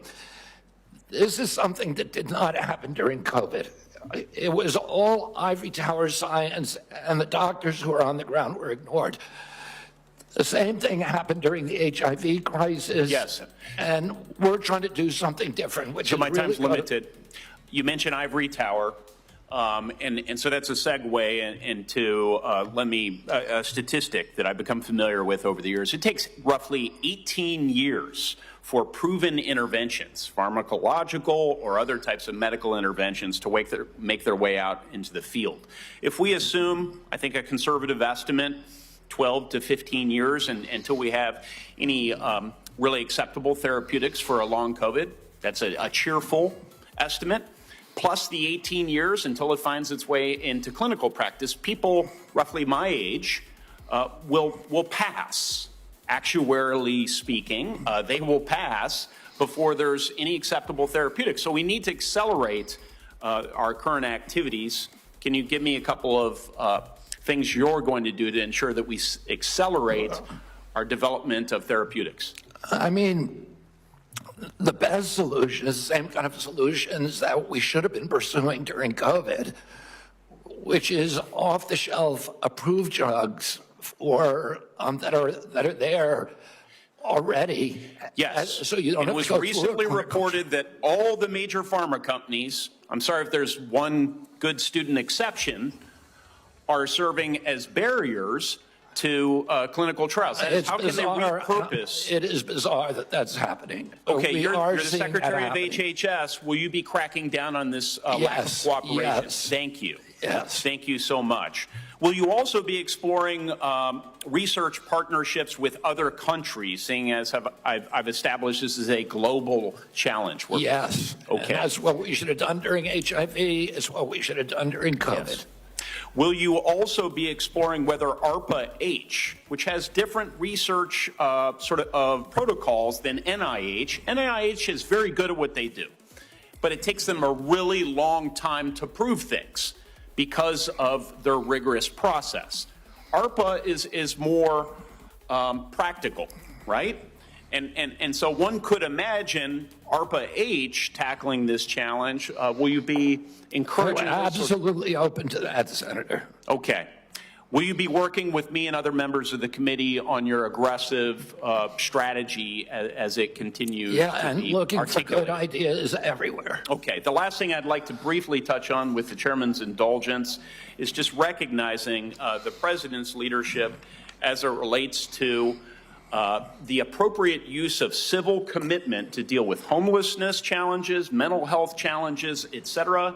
He's taking a look at these practices. This can be a difficult conversation for so many of us, but I think it is worth considering whether government can play a more assertive role in helping people off the streets who have serious mental illness get off the streets, receive the sort of treatment they really need to be healthy. Can you provide some very brief thoughts on this topic, and maybe then I could follow up with a phone call? On the topic of civil commitment. Yeah. We can follow up, Mr. It's Secretary. mainly happening in the States, so I want to hear your ideas on it if there's something that you think. Yeah, I think the president said, you know, we ought to take a look at it. If there's somebody in 20-degree below zero temperatures consistently in Washington, D.C., and they're believed to perhaps have mental health challenges, might we consider how to offer them care in and you know, in a controlled setting rather than allowing them to freeze to death? Might that be humane as we reconsider our application of our laws? Follow up on that with Yeah. All right. And Mr. Secretary, you've been here just like a minute or so under 3 hours. We appreciate that. We're not quite done yet. Senator Wyden has asked for one more round, so I said he, as the ranking member, should have the right to have one more round of 5 minutes for himself. And so, Senator Wyden, why don't you go ahead? Mr. Secretary, we'll keep this brief. I want to ask about mifepristone. I was the first member of Congress to hold a hearing on this drug, which now has served more than 7.5 million women, and of course it is used for reproductive health and medication abortion. It has been documented again and again as safe, and people say safer than Tylenol. And the reason that I'm asking the question is that I'm getting reports that you've said you're going to conduct a complete review of mifepristone's safety, and what we're hearing is it's not based on new clinical trials or data from the scientific community, but on one reviewed paper that's not a peer-reviewed paper by a political organization and Project 2025 sponsor whose stated mission is to advance an anti-abortion agenda. So what I'd like to here today is for you to say that you'll commit that your best scientists, without bias, will be permitted to conduct this entirely unnecessary safety review. I don't see any evidence for it. You've called for it. But what I'd like to do is make sure that it's done right, and I'm very troubled by what I've heard about it. Your thoughts? You have my commitment. Okay. That'll be good science and good scientists. Okay. We'll get back to you to talk about specifically how that's going to play out, but I appreciate that.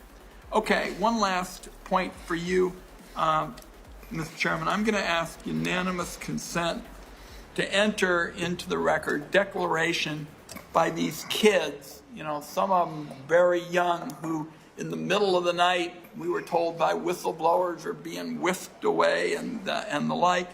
And what I'd like to enter into the record are statements by these kids that we have learned about, and also a memo prepared by the Guatemalan government outlining the deportation effort into the record. We've been able to obtain that, and I think it's an important part of the debate. And with that, I beat my time of 5 minutes. All right, without objection.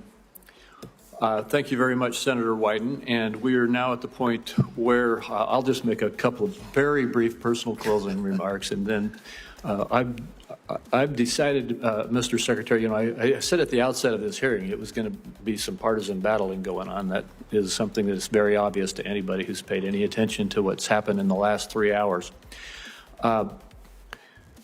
There were several times that you were cut off, or I had to cut you off because we needed to keep moving along. And I'm not suggesting that you need to or should, but if there's anything that you felt you didn't have a chance to say, if you could briefly say it now, or if you would like, you'll have the opportunity to submit written responses to questions, which I'm going to reference in a minute, and you could make any further statements that you would like to make at that point. But I think I'll have mercy on everybody here and let us adjourn. All right. Wise choice. Let me just say now that senators will be allowed to submit questions to you for the record by next Thursday, September 11th, by 5 p.m. And I just want to say, Mr. Secretary, during former Secretary Becerra's tenure, responses to these kinds of questions for the record were not delivered in a timely manner. And the example I'm going to give you is that on March 22, 2023, he got questions. He answered in February 22, 2024, 11 months later. A year seems excessive. And I'm going to ask you and your team to not follow the precedent set by Secretary Becerra, and instead to respond as promptly as you can to the questions for the record that you receive. I asked that of every single nominee, and you may or may not recall, you've probably already told me you would do that in your nomination hearing. But with that, once again, to my colleagues, the deadline for submitting these questions for the record is September 11th at 5 p.m. And hearing nothing further, this hearing is adjourned.